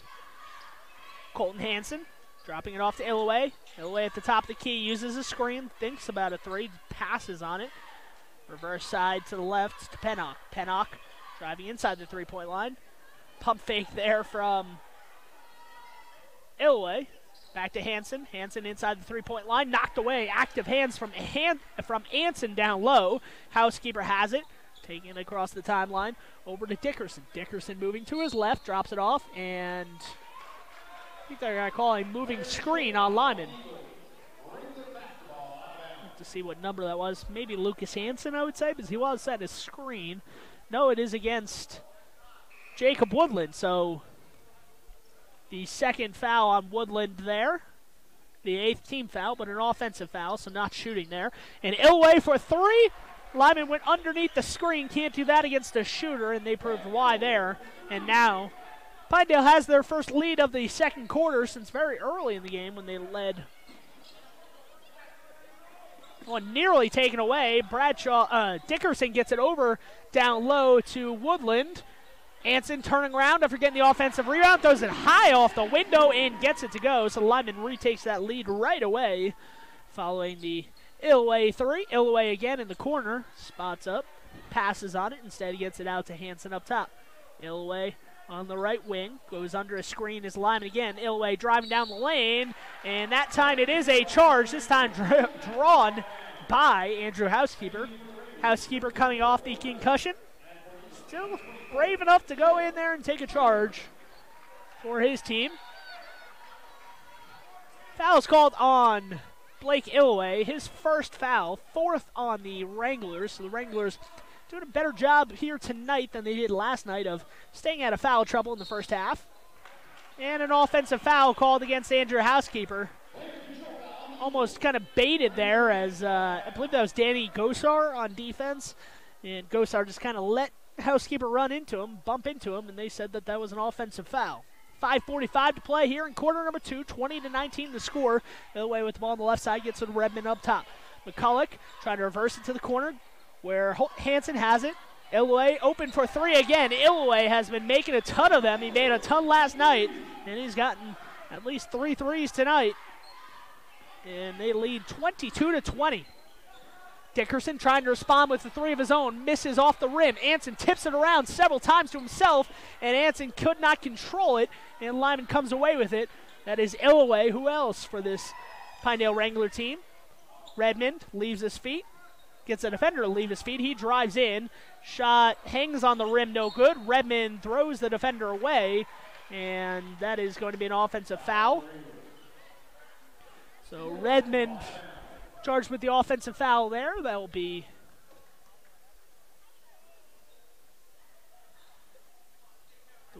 yes, that is Redmond's second foul. I had to wait for the scoreboard to update just to make sure. Redmond's second foul, 5th on the team here with 5 minutes to play. A lot more of a physical second quarter than we've seen so far. Anson driving to his right, defended by McCulloch. Dickerson drives to his left. Anson trying to post up, rejected. Housekeeper drops it off to Dickerson. Dickerson using a screen here from Anson. Blake Illaway took a shot to the face. He comes up holding his mouth. That shot is missed from in close. Rebound for McCulloch. Coming the other way. Here comes Pinedale. Illaway for 3 from the corner. Illaway has been hot, and Lyman really has no answer for him, and Kevin Lueck has an answer. He's going to call a timeout. We'll take the timeout, too, on mylocalradio.com.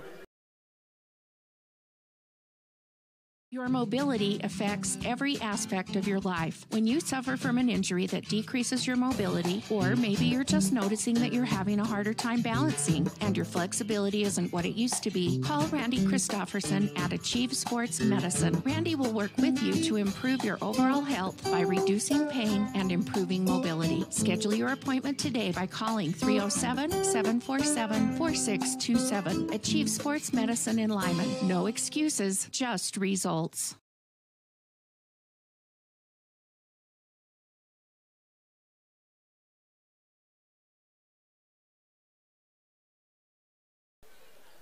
Back here at Lyman Gymnasium, where the Eagles are held a lead, and now the Pinedale Wranglers have raced out to a 5-point advantage. The Wranglers holding the 5-point lead. 4:14 to play here in the half. Lyman struggled to score here in the second quarter, where Blake Illoway has really heated up. And here comes some four-quarters offense from the Lyman Eagles. One player in each corner, just kind of dribbling around, waiting for the defense to overcommit and find somebody open. Housekeeper with it now. Gets it off to Kunzler. Kunzler trying to find a lane through the defense. Over to Dickerson, back up top to Housekeeper. Housekeeper, and a foul called on Danny Gosar. So Gosar, who fouled out with about 5 minutes left in last night's contest, picks up his second foul at 3:47 to go. Colton Hansen checking out. Blake Illoway checking back in. Gosar going to be guarding Housekeeper. Housekeeper going to be double teamed here. Looks like by Van Etten as well. Thrown inside to Turner. Back up top to Dickerson. Dickerson traveled with it. Was a pretty easy call to make. Van Etten inbounds it to Illoway, and here Illoway goes the other way. Right to left are the Pinedale Wranglers on offense. Illoway. Gosar trying to get the ball, being face guarded by Michael Kunzler. Van Etten pulls up at the free throw line, looks to get it over to Redmond. Redmond drops it off. Illoway cutting through the lane, gets it back out to Van Etten. Gosar going to be setting a screen here as his teammate Chamber. Down low, Gosar knocks over Housekeeper. No call. Ball goes way out up top and eventually knocked away by Joseph Turner. And the rebound comes down to Lyman. Jack Dickerson with it on the right wing. Back up top to Lucas Hansen. Lucas Hansen gets it over to Housekeeper. Housekeeper being defended by Gosar. Gosar reaching in there. Turner back up top to Kunzler. Kunzler being defended by Illoway, who's been the offensive threat tonight for the Pinedale Wranglers. Dickerson over to Turner. Turner being defended by Redmond. Housekeeper looking to get by Gosar with those two fouls. Gosar does a nice job defensively. Thrown inside to Turner. Turner cutting down the right side of the paint on the low block. Scores, and it's 25-22. And immediately a three launch there by Tyler Van Etten, no good. Rebound pulled down by Lucas Hansen, and a foul is committed, I believe, on Van Etten was the player in there. But it is a 1-and-1 here. It is Van Etten's first foul, but that's the 7th team foul on the Pinedale Wranglers. So walk this thing about 50 feet down the court. And at the free throw line will be Lucas Hansen for a 1-and-1, a 3-point game.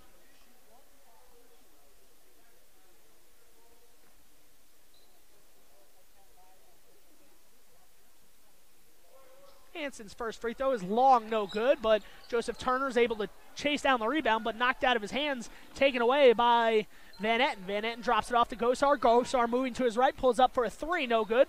Hansen comes down with the rebound, rips it away. Illoway backs off, not wanting to foul, 90 feet away from the basket. Pass down low, goes up to Michael Kunzler, bounces on the rim 3 or 4 times there, and no good there, but Kunzler was fouled, so he'll go to the line for 2 shots here, as that was a shooting foul. Foul going against Blake Illoway. That is his second foul, team's 8th. The foul is piling up here late in the first half for both teams. McCulloch and Colton Hansen back in for the Wranglers. Redmond checking out. Joseph Turner out. Rogers in. Kunzler at the line for one more shot. Make this a 2-point deficit if he makes it. And that one rolls around, hits the backboard, rolls in. So back to a 2-point deficit here for the Lyman Eagles. Trying to regain that lead they had for the majority of the first quarter after they surrendered it from some hot shooting from Blake Illaway. Gosar moving to his right. Gets it back out up top to Hansen. Hansen over to the corner. That is Van Etten. Pulls up inside the 3-point line. 3 attempt from Hansen. Goes way off the backboard. A very hard attempt. No good. And Hansen with the rebound. Housekeeper launches it ahead and off the hands of Michael Kunzler and out of bounds. So a turnover there. 25-23, 1:34 to play here in first half. Gosar will check out with those 2 fouls. Keegan Pennock back into the game for those Pinedale Wranglers. Blake Illaway on the right side. Walks it back out towards midcourt to reset. Pennock in the left corner, looking to go inside with it. Didn't have an angle. Pennock driving baseline, puts it up, is fouled. I believe Lucas Hansen is going to be called for that one. We'll have to see who the foul was called against. I think it was Hansen who came in from behind. But no, it is actually against Dickerson. So Dickerson's second foul, the 10th team, so 2 shots either way. Hansen is boxing out McCulloch, but it was the 10th foul, so even if it was not a shooting foul, it would have been 2 shots. First free throw is good. One more incoming from Pennock at the line. Pennock rolls it around, shooter's roll, and it's a 4-point lead for the Pinedale Wranglers.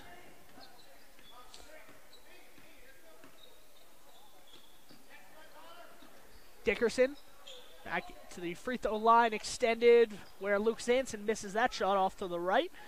Pinedale with the rebound coming the other way. Back up top, Colton Hansen, open 3, passed up on it. Van Etten's not going to pass up on this open 3 attempt. And Lucas Hansen trying to fight for the rebound, and he will draw a foul. I believe this is going to be against Joey McCulloch, who went after the ball as well. The 5'11 senior going to be called for the foul, and is it a loose ball foul? It will be a loose ball foul. So 1-and-1 free throws. It's only the first foul on McCulloch, who came in off the bench. 9th team foul as well, so if there is any more fouls, both teams shooting 2 free throws, no matter what. Lucas Hansen, a 1-and-1 attempt here, however. Missed his last front end of the 1-and-1. Hansen's first free throw rolls off to the rim to the right. Rebound for Pinedale, so another empty trip there. Missing the front end of the 1-and-1. Hansen goes to the corner where Pennock has it. Pennock back up top to Van Etten. Van Etten right back to Pennock. Pennock gets Dickerson to go by him. Throws it off the backboard. No good. Kunzler wraps down the rebound, and here he comes the other way with 30 on the clock in the first half. Housekeeper drops it off on the right side to Dickerson. 25 on the clock here. Housekeeper dropping it off to Dickerson. Dickerson using a screen from Colin Rogers. Back up top, Lucas Hansen with it. Rogers trying to post up much smaller Van Etten down low. We call that mouse in the house, having a guard down low, but Lyman unable to use the advantage. 7 on the clock here in the half. Pinedale trying to hold stout defensively, and they do. Force a turnover. Here coming the other way. 1 second on the clock. They get the shot up. Does it count? It does, and that's going to be a buzzer beater for Joey McCulloch to end the first half, and that's how we will go into the halftime break. Here at Lyman Gymnasium, the Lyman Eagles raced out to an early lead, held that for the majority of the first quarter, but surrendered it in the second quarter thanks to Blake Illaway and his hot shooting. Blake Illaway leads his team into the halftime break with a 6-point advantage now, 29-23. Join us for the MyLocalRadio.com halftime show brought to you by MyLocalRadio.com after this commercial break.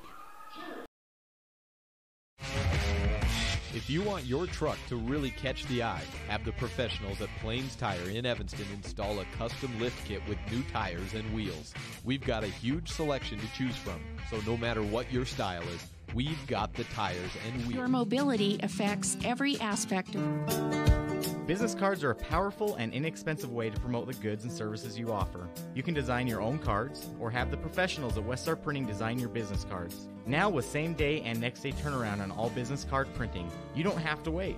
Get your business cards today. Professional quality, inexpensive prices, and quick turnaround. Visit Westar Printing, 243 7th Street in Evanston, across from the library. Westar Printing, 307-789-5202.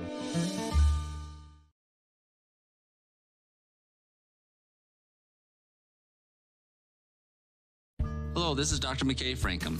As a dentist in Evanston for over 20 years now, my mission has always been to provide quality dental care for people of all ages at reasonable prices. I'm a detail-oriented person, and it's important to me to stay current on new dental procedures and protocols that can help my patients have the best experience and have the best results. Over the years, I've also worked to keep my overhead low so that I can pass those savings on to my patients. I believe everyone deserves quality dental care. Please call us today at 307-789-8910.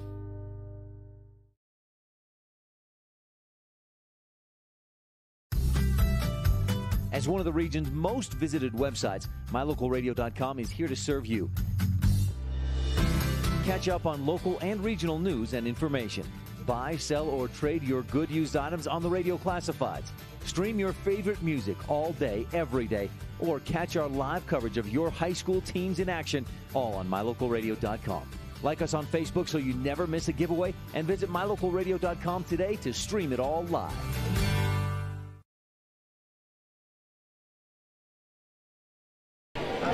Back here on mylocalradio.com, where Jason Hansen will join me, head coach of the Lyman Eagles basketball team. Now, Jason, you won today, a tight contest, maybe a little bit tighter than what you would have expected going in, but you're able to pull away in that fourth quarter. What was really the leading aspect to get you guys that win down the stretch? I thought we finished well at the rim. We haven't done that for a while, and so finishing, and I thought we played a little bit better defense there in the second half. Now, talking about defense, McKinley Bradshaw obviously came up big with you as well. She had those 3 fouls in the first, late in that third quarter. Early in the third quarter, she picked up the 3, and then the fourth quarter, she picked up her 4th with about 7 minutes to go. Was it any decision that you had to make to leave her in with about 7 minutes to go, knowing she had 4 fouls, or did you have that confidence that she would not foul out? She's been in that spot a lot, and, you know, if she fouls out, it's good for my other players sometimes to have to try to survive the game, you know. But she's been in that spot so many times, I don't really worry about her. Now, I'm sure this has not gone the way that you would project the season to go at the beginning of the season. You have a lot of injuries. McKinley Bradshaw goes down. Nicole Peden goes out with a car crash injury, a concussion yesterday. Now, it's not the way you draw it up as a coach, but how proud of you are your team that you're 2-0 in the 3A Southwest Conference. You're one of the top teams in the overall 3A Conference. How proud are you of the adversity that they faced and how they've overcome it so far? Good. I think we keep getting better and better, and you know, we just kind of, you know, have that mentality of the next person needs to come up and just play better if we're gonna keep playing at a high level. And I feel like everybody's starting to find their role and do the things that make us successful. What was one thing you really liked in seeing about your team today and how they performed against a good Pinedale team who's capable of beating any given team on any given night? I just, you know, all week long we worked on making the easy shots, and I thought we did a really good job of getting the ball, gathering ourselves, and making those shots. You know, I don't really remember us missing that many of those. So you have Kemmer on Tuesday. I believe you said your JV team is going to play their varsity team. What else do you have planned for this upcoming week? Tell some of the fans here that maybe don't know your schedule by heart as we do. Yeah, so JV plays Kemmer's varsity on Tuesday night, and then we travel to Rich County, and we play a freshman girls, a JV girls, and a varsity girls that night. And then on Saturday we go play at Wyoming Indian, and that's going to be a tough game. They're undefeated, so we're excited for that kind of game. So now, you said you're excited for the season. Is that really something that you're really hopeful that your team is going to kind kind of continue on the streak that they've been on? Obviously, you don't want to look ahead too much, but you guys have won a few in a row here, and you're looking good in 3A Southwest Conference play. Is it something that you're looking forward to? Just keeping on the season rolling? Yeah, I feel if we play good, we should be either winning all the rest of our games or be right there with everybody else. So we just got to can't get too overconfident. I think today we came out a little flat. I think the game last night didn't help our intensity. We were up 37-3, and there was still 4 minutes left in the second quarter, and it's hard for a team to shut that off and then turn it back on. And so I was proud of them. They responded, and we made enough plays to win. And sometimes that's all you want to do is you just want to win, So. Well, thank you for joining us, Coach. Good luck on the rest of your season, and we are lucky to see you back out on the court as well. Dealing with your appendicitis, we're glad that you were able to make the trip out to Big Piney as well as the home game coaching for your team. Yeah, me too, because I'm not very tough. So. Certainly a lot tougher than maybe I was. I know when I had my appendicitis over the summer, I was kind of bedridden for the next few days. So all the Hansons have that in their genes, I guess you could say. Yep, they do. So. Well, thank you, Coach. Good luck, and catch the Rich girls basketball game against Lyman later this week on mylocalradio.com. I'll have the broadcast of that. We will take another commercial break here on mylocalradio.com and then join us for the second half action between the Lyman Eagle boys and the Pinedale Wrangler boys.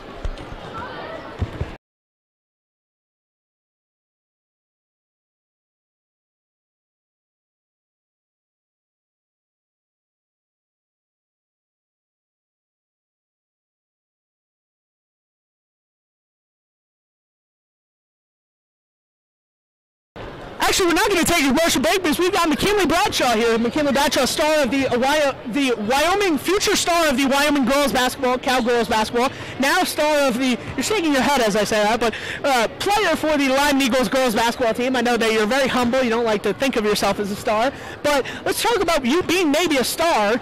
I think it's undeniable that you're a star because you were accepted as a finalist for the McDonald's All-American game. How impressive is that upon yourself to really know that you're one of the top 400 or 300 girls across the United States that you got recognized in this honor, where not a lot of girls from Wyoming ever get this opportunity? I guess it's pretty amazing for me because it shows that people actually are watching because we're from such a little town, and I guess it just makes me want to work harder. And even if when I go to Wyoming, if I don't play off the bat, that's okay for me. I just want to improve and have fun. Now, are you having fun out on the court? It really does look like you're having fun a lot on the court. You're always smiling. You're always seeming. You have that intensity. I'm not saying that you're not playing with that intensity, but it does seem like you enjoy being on the court with some of these girls, some of your teammates. Is that something you kind of miss when you go to Wyoming, playing with this group of girls that you're on the court with? It'll definitely be different for me because I've grown up with all these girls and playing with them. It's been an amazing experience for me. But when I go, I think I'm just going to have fun with the same girls at Wyoming. Now, you're 2-0 in 3A Southwest play. No stranger to being undefeated. You're certainly undefeated in your volleyball season. Now you're in basketball. Is that something where you're kind of looking ahead and saying, hey, Mountain View's also 2-0. Obviously, they're in the top of this 3A Southwest. Is that something you're kind of looking forward to, another matchup with the Mountain View Buffalo for a chance to take that 3A crown this year? I guess in a way, yeah. It's in the back of our minds, but also we have 2 games next week that we're going to focus on and try and get through without any injuries and just be safe. Now, I talked to Jason Hansen a little bit earlier, and I kind of mentioned that. I said, this is not the way you were planning it out as a coach. You had McKinley Bradshaw go down with an injury, Nicole Peden drops with an injury right before a game against Big Piney. Is that something where you kind of had to work through as a team and just say, all right, we need to just sit in a bubble, guys, and not get injured or anything, because it just seems like they're dropping by flies one by one. I know. When McKinley went down, it was just a mess. Well, do you want to stick around and call the game with me for the second half, or are you heading out? All right. Well, thank you for joining us, McKinley Bradshaw. We'll start the second half here of mylocalradio.com's broadcast. Thank you, McKinley. Appreciate it. That was McKinley Bradshaw, star for the Lyman Eagles girls basketball team. She joined us as well as Jason Hansen. We do appreciate both of them taking a couple minutes to stop by and talk. as we start the second half underway here. It is Pinedale's ball. Daniel Gosar with it, gets it off to Van Etten. Van Etten driving down the lane. It is no good. Rebound comes down to Anson, and Anson's going the other way. Appreciate both of those fine people coming and talking to us for a few minutes. Jason Hansen, the coach, and McKinley Bradshaw. That's why I said we're going to take a commercial break. McKinley kind of motioned over to McKinley Bradshaw, hey, you want to be interviewed live? And she said, sure. I thought she would say no, but she obliged. So the always humble McKinley Bradshaw. Shot from Lyman, no good, however, and Blake Illoway coming the other way. Colton Hansen with it now. That long shot is up and no good. Andrew Housekeeper with the rebound. Still looking for our first point of the second half here. Minute in, 6:53 left in quarter number 3, 29-23 the score. Thrown down low, Colin Rogers gets the first 2 points of the second half, throws it up off the backboard, and good. 29-25 the score here, 6:42 to play in quarter number 3. Kicked away there from Colin Rogers on the baseline, out of play, so kickball violation / an out of bounds. We'll give it back to Pinedale. That is Daniel Gosar with it on the baseline. Going to inbound right to Van Etten. Van Etten cutting towards the basket. Misses another bunny. Lucas Anson pulls down the rebound with 6.5 to play. Lyman's got a chance to make this a one-possession game here. 29-25 the score. 6:25 to play in quarter number 3. Lucas Anson over to Rogers. Colin Rogers looking to find somebody down low. Didn't have anybody. Got her back out to Dickerson. Back up top to Housekeeper.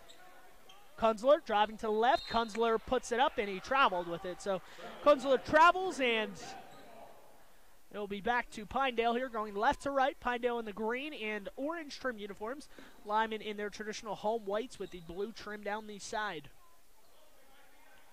Gosar moving to his left, pulls up inside the three-point line, hangs, and does not hit, but the ball is ripped away by Lucas Anson. He lost control of it. Ball goes back out to Gosar, who gets another shot, and this one is good. So Daniel Gosar misses the first opportunity, but seizes his opportunity on the second one, and it's 31-25.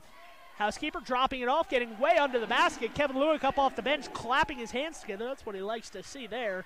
An easy 2 points there. Nice shot by Anson to pull up and drop that thing off down low. A lot of players just take that themselves and maybe draw a charge. Housekeeper hits the deck, trying to wrap up the ball, and Van Etten and Housekeeper come together. Possession arrow favors the Lyman Eagles here, so the Lyman Eagles have it with 5:19 to play in the third quarter. 5:19 to play in quarter number 3, 31-27 the score. The guests on the scoreboard, the Pinedale Wranglers, leading this one by 4 as Andrew Housekeeper takes it across the center line for the Lyman Eagles. Housekeeper moving to his right, gets it over to Woodland. Woodland drops it off in the corner to Dickerson, back out to Housekeeper. Housekeeper drops it back to Dickerson for 3. Dickerson nothing but net. So Dickerson maybe struggling a little bit in the beginning of the season. He seems to have found his range. He's hit several outside shots today, coming up big for the Lyman Eagles. And Tyler Van Etten, not the tallest player on the court, but he is playing above his height tonight for the Pinedale Wranglers as he hangs and nearly gets an opportunity at a three-point play. He is fouled. He'll get to the line for 2 shots, as the foul was called against Michael Kunzler, his second of the contest. First free throw is up and good, so it's 32-30 right now with 4:50 to play. Van Etten with one more opportunity at the line, chance to increase that lead to 3, and it is up and good. So 3-point lead again here for the Wranglers. Lyman trying to take their first lead of the second half. Pressure in the backcourt from Pinedale.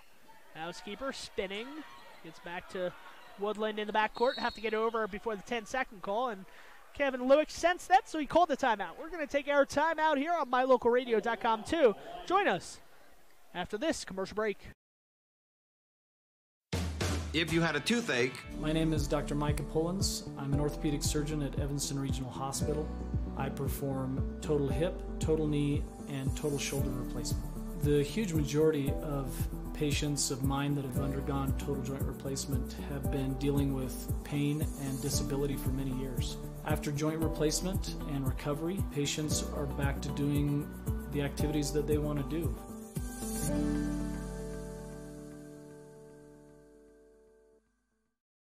When you have any mechanical problems, always think of Reese Auto Service in Lyman first. Doug and the mechanics at Reese Auto Service work on everything from your lawnmower and snowblower to cars, trucks, farm and ranch equipment, and semis. You can also get tires for anything you need at Reese Auto Service. Always visit Reese first. You'll get great pricing and quality-friendly service. Reese Auto Service, 541 Highway 430. 4:38 to play left in the third quarter. Lyman inbound, going right to left, right in front of us. Dickerson has it, back dribbles, and the whistle is blown down low. Was it an offensive foul? It is an offensive foul against the Lyman Eagles. So the Lyman Eagles, essentially a turnover there, as Housekeeper's called for his third foul, an offensive foul. Gives it right back to Pinedale, going left to right. Colton Hansen running the point, gets it over to Gosar up top, being defended by Woodland. Gosar moving to his left, gets it off to Hansen. Hansen drops it off.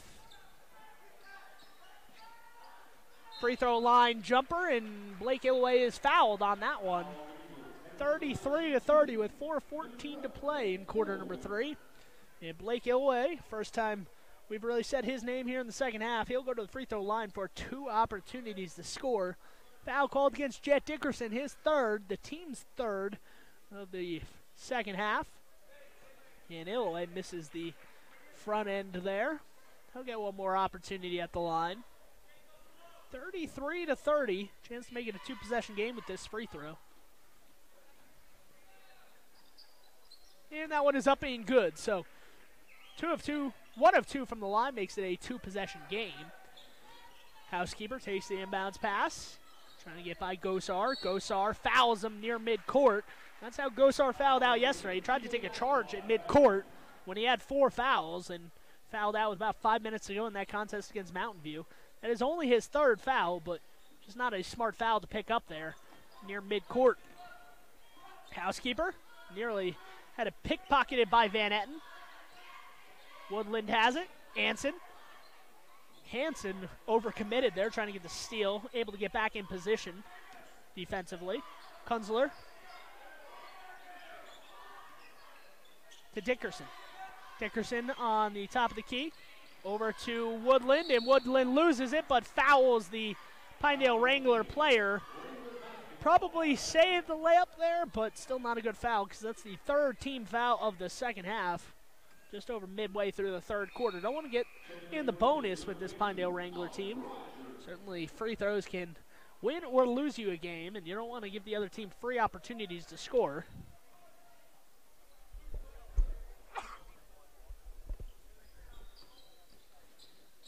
Colton Hansen with it now, gets it up top to Illoway. Illoway moving to, or Gosar, moving to his right, is fouled by Lyman. It's not a shooting foul. They said it happened before the foul, but of note, that is the 4th foul on Jacob Woodland. So 4 fouls on Woodland, 5 on the team here. We're not even under 3 minutes to play in the third quarter. Down low, Redmond gets the inbound, back to Gosar in the corner. Gosar for 3, rattles it around, and that one goes. So a 7-point lead after the 3 ball is nailed from the corner. 3:21 to play here. Final half of play. Lyman Eagles trying to hold on to a victory here. Trailing by 7 right now, and that one's blocked. Coming the other way is Illoway. Illoway steps right into a potential 3, passes up on it. Redmond, free throw line, Van Etten. Van Etten cutting through. Van Etten hits the deck hard. Slow to get up. Taking some hard contact has Van Etten today. Comes up a little bit limp. I'm not sure what exactly he hit. It might have been his knee on the hardwood. Hard foul, but good sportsmanship from Lyman, all coming over, making sure he's okay. Housekeeper giving him a high five, handshake. Van Etten limps over to the bench, so that's something to watch out for. he has to go to the bench. Tegan Pennock comes in, and he will shoot the free throws for Van Etten. First free throw is short, no good from Pennock.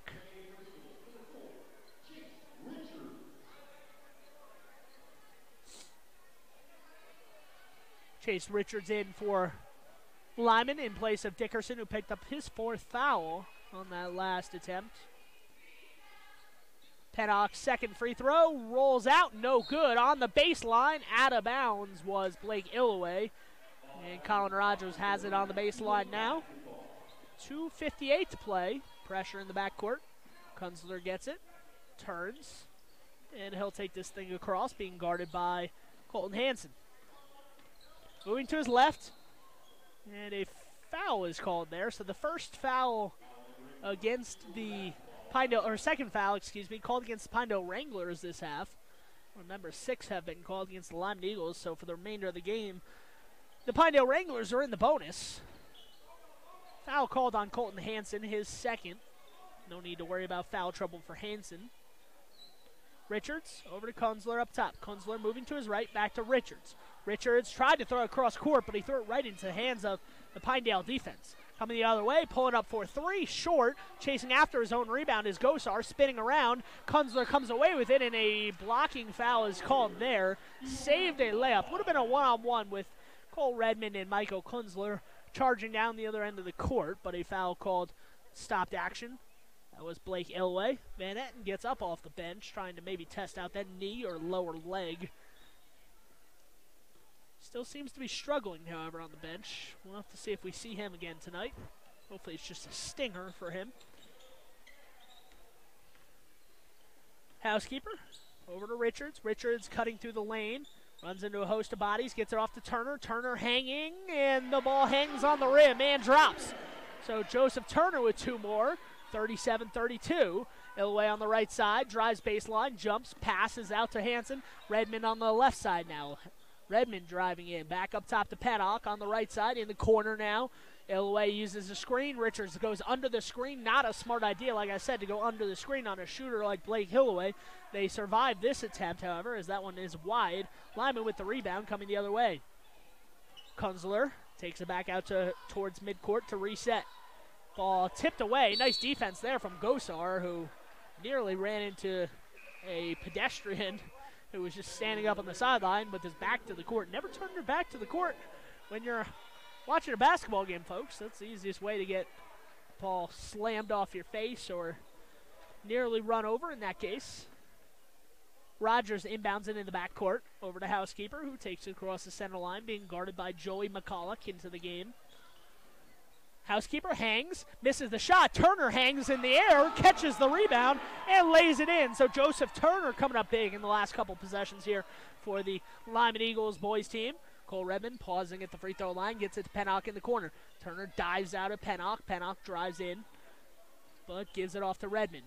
Illoway on the left side will drive baseline. Housekeeper looked like he was going to take a charge, then thought better of it. And either way, Illoway winds up with 2 as he hits the floater. 39-34, 52 seconds to play here in the third quarter. This one's been tight throughout. Lyman had the lead in the first half. Pinedale took it in the second quarter and has not relinquished it since. Kunzler driving down the left side of the paint, hangs, and I'm not sure the shot would have counted anyway. I don't think it's a shooting foul, but the foul called against Pinedale there with 37.1 to play. Foul goes against Colton Hansen, his 3rd. Pennock checking out. Garrett Chamber in for the Pinedale Wranglers.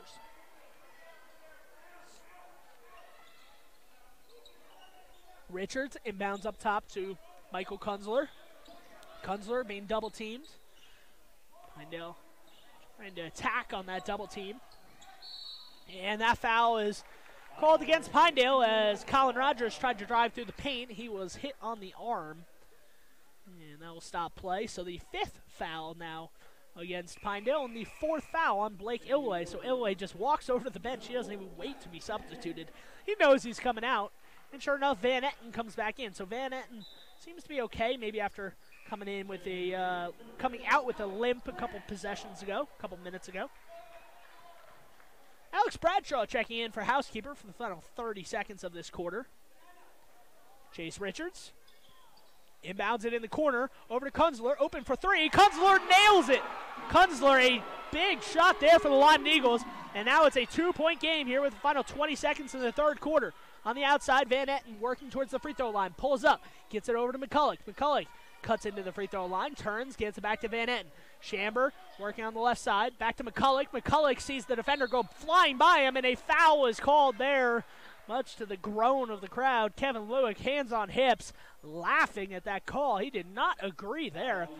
Kind of looked like McCulloch just lost the ball in the air, and the foul was called to bail him out. A 1-and-1 here at the free throw line for Joey McCulloch, and the first free throw is no good, short. Turner has it, 4 seconds on the clock. They have to put up the shot quick. Kunzler maybe lost track of time, but it almost worked out in Lyman's favor as Bradshaw caught it underneath the basket. Maybe had a little bit more time than he thought and just kind of hoisted it up, just pushed it up unsuccessfully, and that will end the third quarter. 39-37 after three. Join us for fourth quarter action from Uinta County and Lyman Gymnasium.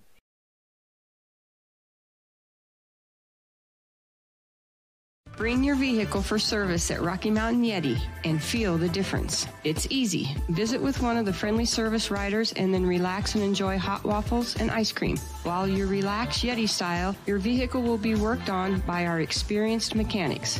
From regular maintenance to major repairs, we do it all. Have your service work done at Rocky Mountain Yeti in Evanston and feel the difference. Get Yeti'd today. Ooh, yeah. 100 Wasatch Road in Evanston.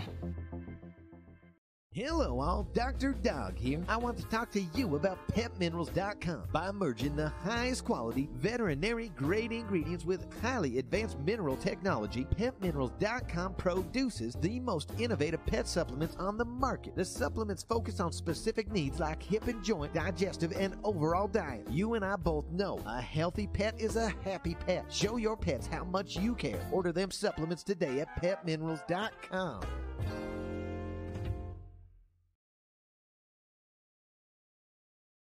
Back here for the final quarter of action from Lyman Gymnasium, where the Lyman Eagles trailing by 2, 39-37. Both teams here looking for their first conference win of conference play. Both teams 0-1. And a palming violation called there. Not often you see that in high school basketball, so good job by the official to call that on Daniel Gosar. A turnover gives it back to Lyman, inbounding underneath the Pinedale basket, going right to left.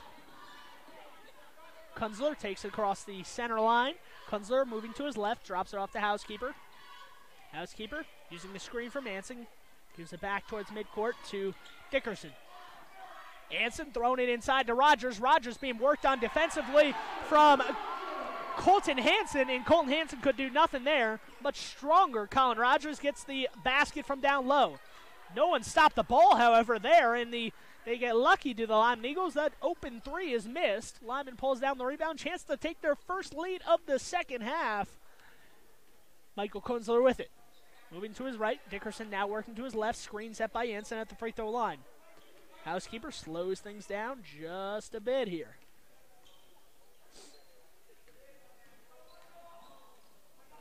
Dickerson on the left side now. Crosses over Gosar, gets in the lane, drops it into Anson. Anson off the window and good. And Lyman has their first lead since the first quarter of play here. 41-39 the score. The Lyman Eagles a 2-point advantage over the visiting Pinedale Wranglers. Foul called there as Van Etten went up for a three.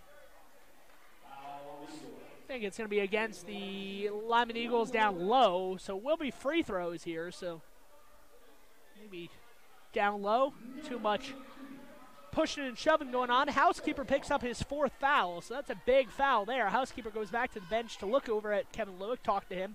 Nobody at the table to take him out, however. And the first of a 1-and-1 is good from Daniel Gosar. So Gosar, chance to tie it back up here if he makes this second free throw.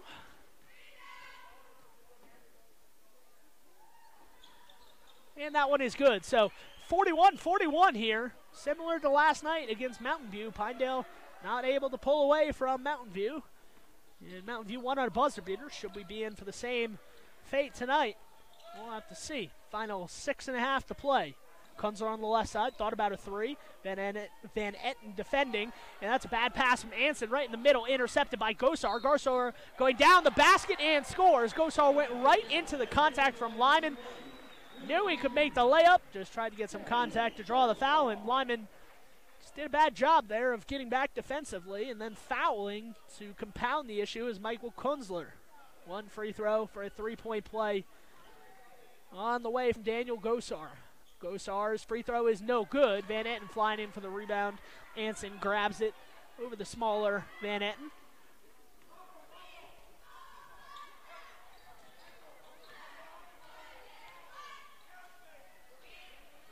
Dickerson now on the right side, has it taken away near midcourt. Coming the opposite direction is Van Etten to lay it in for 2. So that's 2 bad turnovers right in a row. Just trying to throw it cross court. This very active defense from Pinedale, not going to let you just throw it across their zone defense. And that's led to 2 easy baskets. Dickerson over to Housekeeper. Dickerson on the left side. Anson working on the baseline, running back and forth, trying to get open. Rogers at the free throw line, turns around, sees that no one was by him, and he scores. So Pinedale forgot about the ball handler there. Rogers had his back to the basket, turned around, saw an open lane to the basket, and drove it and scored. Nearly scoring there is Colton Hansen, but he missed, and Anson pulls down the rebound, gets it over to Housekeeper. Hansen has it back up top. Dickerson in the right corner. Picks up his dribble, gets it back to Rogers. Rogers in the deep right corner, looking to go to a teammate. Gets it over to Dickerson on the no-look pass. Rogers down low again, baseline, jumps up, gets both defenders in the air, and a foul is called. So Colin Rogers back to the free throw line for 2 shots and a chance to tie this game up once again. Foul called against Garrett Chamber, his first. So no need to worry about him as far as foul trouble goes.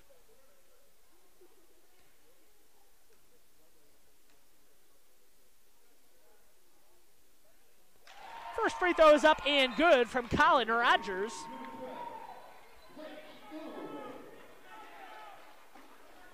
So Rogers gets the first of 2.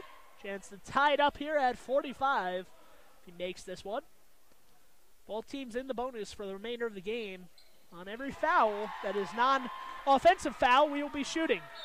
Tie game here, and Eric Orm's going to call timeout. So with 4:55 to play, it is 45-45 here at Lyman Gymnasium. Don't go anywhere. We're going to take a short break on mylocalradio.com. Join us for the conclusion of today's action.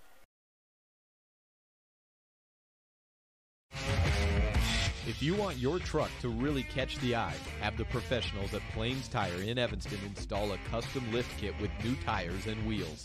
We've got a huge selection to choose from, so no matter what your style is, we've got the tires and wheels to make you smile. The way your truck looks reflects on you. Get the reflection you want with a lift kit, new tires, and wheels from Plains Tire in Evanston, the tire professionals. 157 Bear River Drive. Stop in today.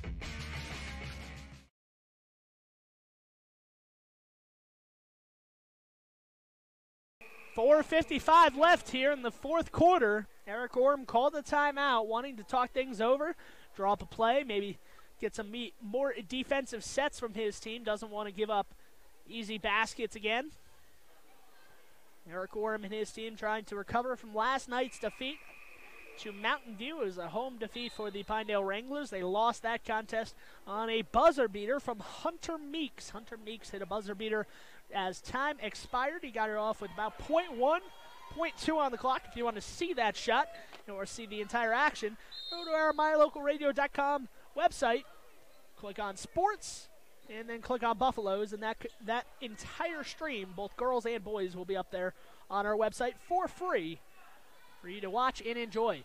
Driving down the lane, Colton Hansen throw it to Blake Illoway. Only problem was Blake Illoway was cutting back towards the top of the key, and the ball bounces out of bounds. So 45-45 here, 4:42 to play. Lyman with the possession now as we have a chance to take the lead, or as the Lyman Eagles have a chance to take the lead here.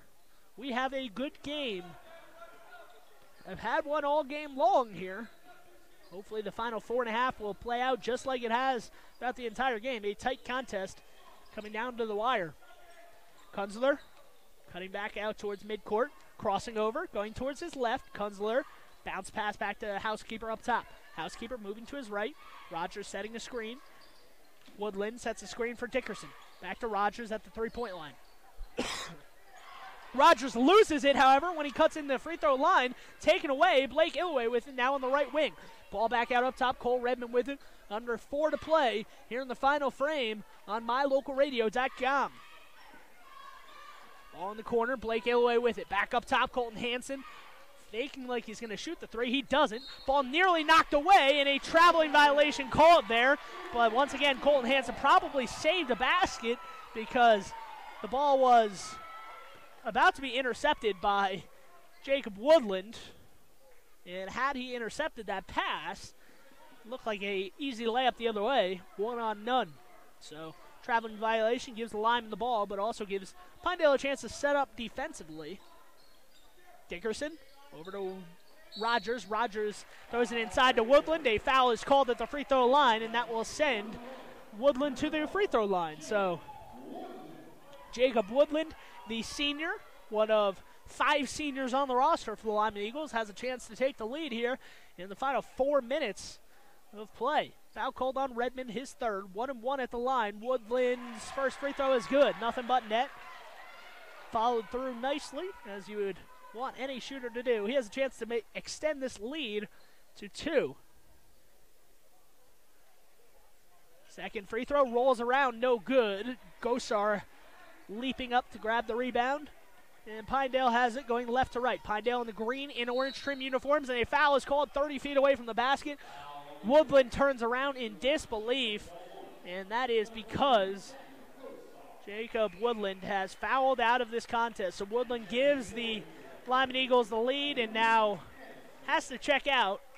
Housekeeper chases him down on the bench to give him a pat on the backside. It is 2 free throws as well. 10th team foul for the Lyman Eagles. Gosar's first attempt is nothing but nylon there. 46 all, chance to retake the lead here for the Pinedale Wranglers.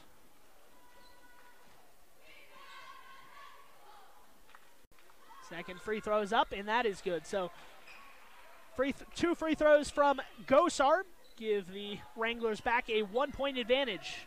Final 3.5 to play here at Lyman Gymnasium. Tension only racking up here. Dickerson on the right side gets in the corner to Kunzler. Kunzler back outside, didn't have anything. Housekeeper dribbles over to Dickerson. Dickerson trying to find something. Ball is knocked away on the attempted pass. Does get over to Housekeeper. In the corner, Rogers with it. Throws it baseline. What a pass to Lucas Anson. And Lucas Anson missed the bunny down low. Anson did everything right. Got the pass, got the position, and just missed it from 5 feet away right in front of the basket. Kevin Lueck not happy at that one. Van Anton in the corner uses a screen from Redmond. Pulls up inside the three-point line, and that shot is no good. Saved by Redmond. Hansen hits the deck. Lyman has numbers going the other way. It's going to be Kunzler driving through, and Kunzler is a block. Gets a blocking foul called against Van Etten. Gets the entire Lyman bench on their feet cheering here in the final 2.5 minutes to play. Kunzler will go to the line for 2 shots. The foul called on number 4, Tyler Van Etten. Only his second foul, but the 8th team foul, so 2 shots here. First of which is up and good. So back, all squared at 47 again.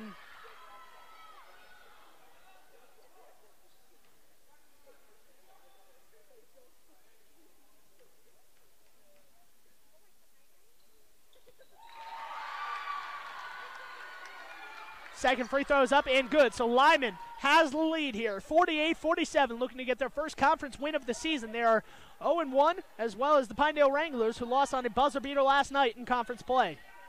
Van Etten drops it off. Illway looked at the basket like he was going to attempt a 30-footer, but passed up on it. Van Etten driving to the right side, trying to get down low on the low block. Euro step, gets up, hops through and scores. So 49-48, 2 minutes to play here in the final stages of this contest. Housekeeper over to Dickerson. Anson on the baseline, trying to drive baseline, spinning. He got hit, and he is going to the free throw line. So 2 shots here. Last few possessions here for the Lyman Eagles have all been ended at the free throw line.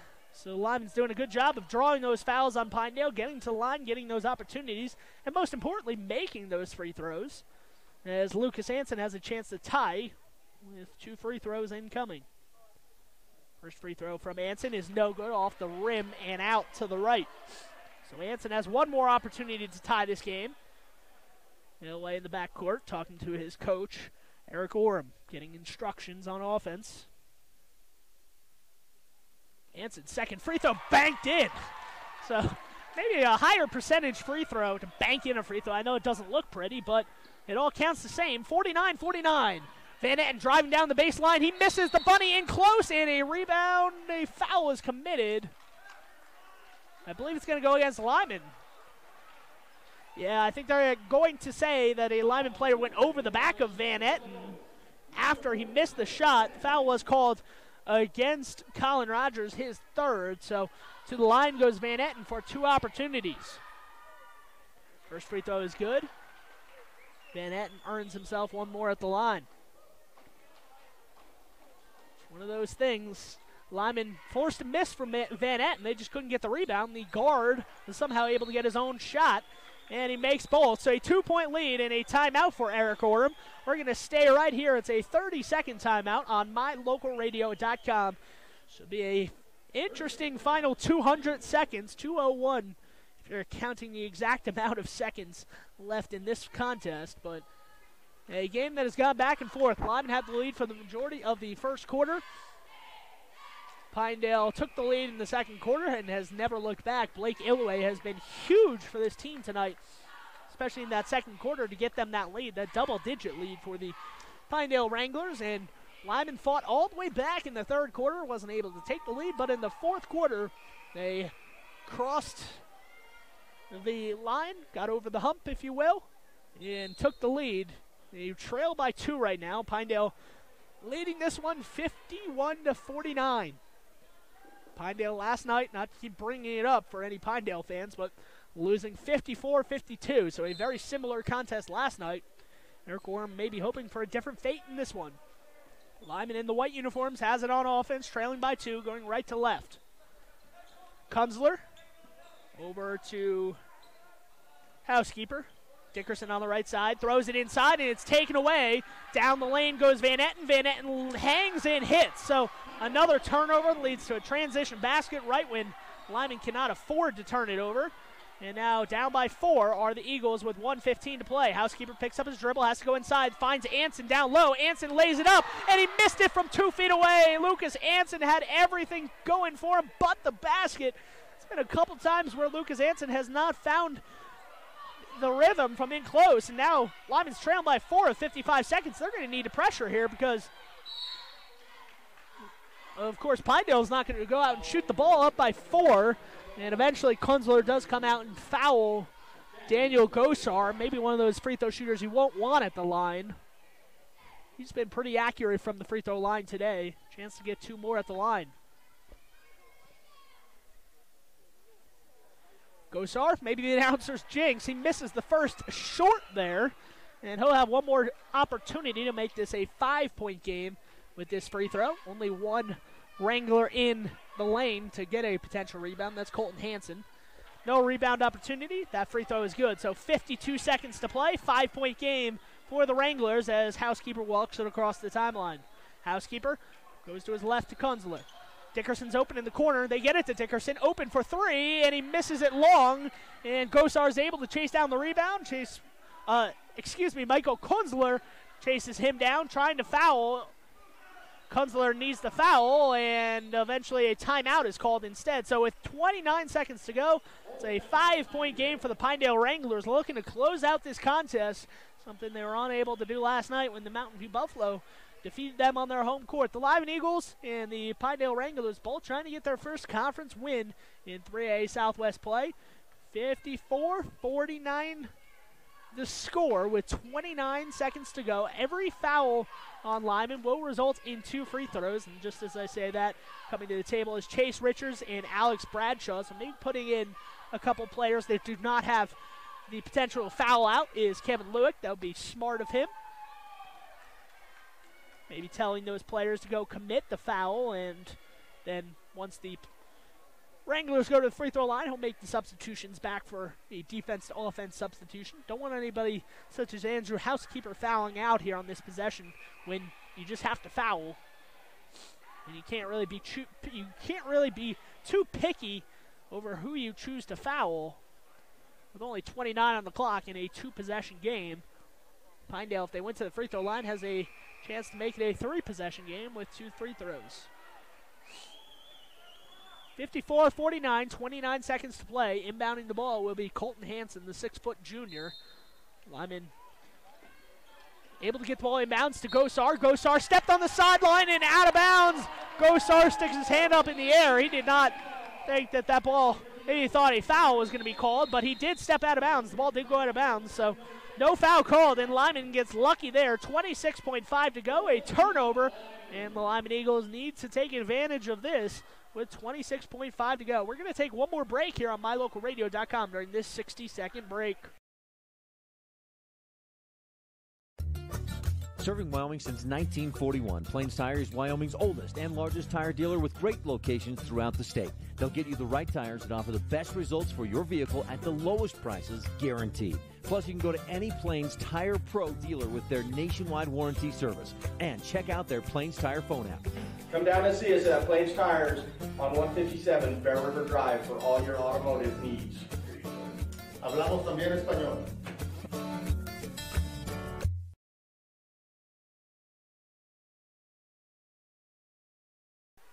Well, if you thought last night's contest was interesting and exciting, we might have another tight finish on the way here with 26.5 to go, a 5-point lead, but Lyman just forced a turnover on the near sideline and will inbound here down by 5. Eric Orm not going to pressure, not going to tell his players to pressure in the backcourt here. Colin Rogers can inbound it to Housekeeper. Housekeeper with 25 seconds to go. Lyman needs to hurry here, down by 2 possessions.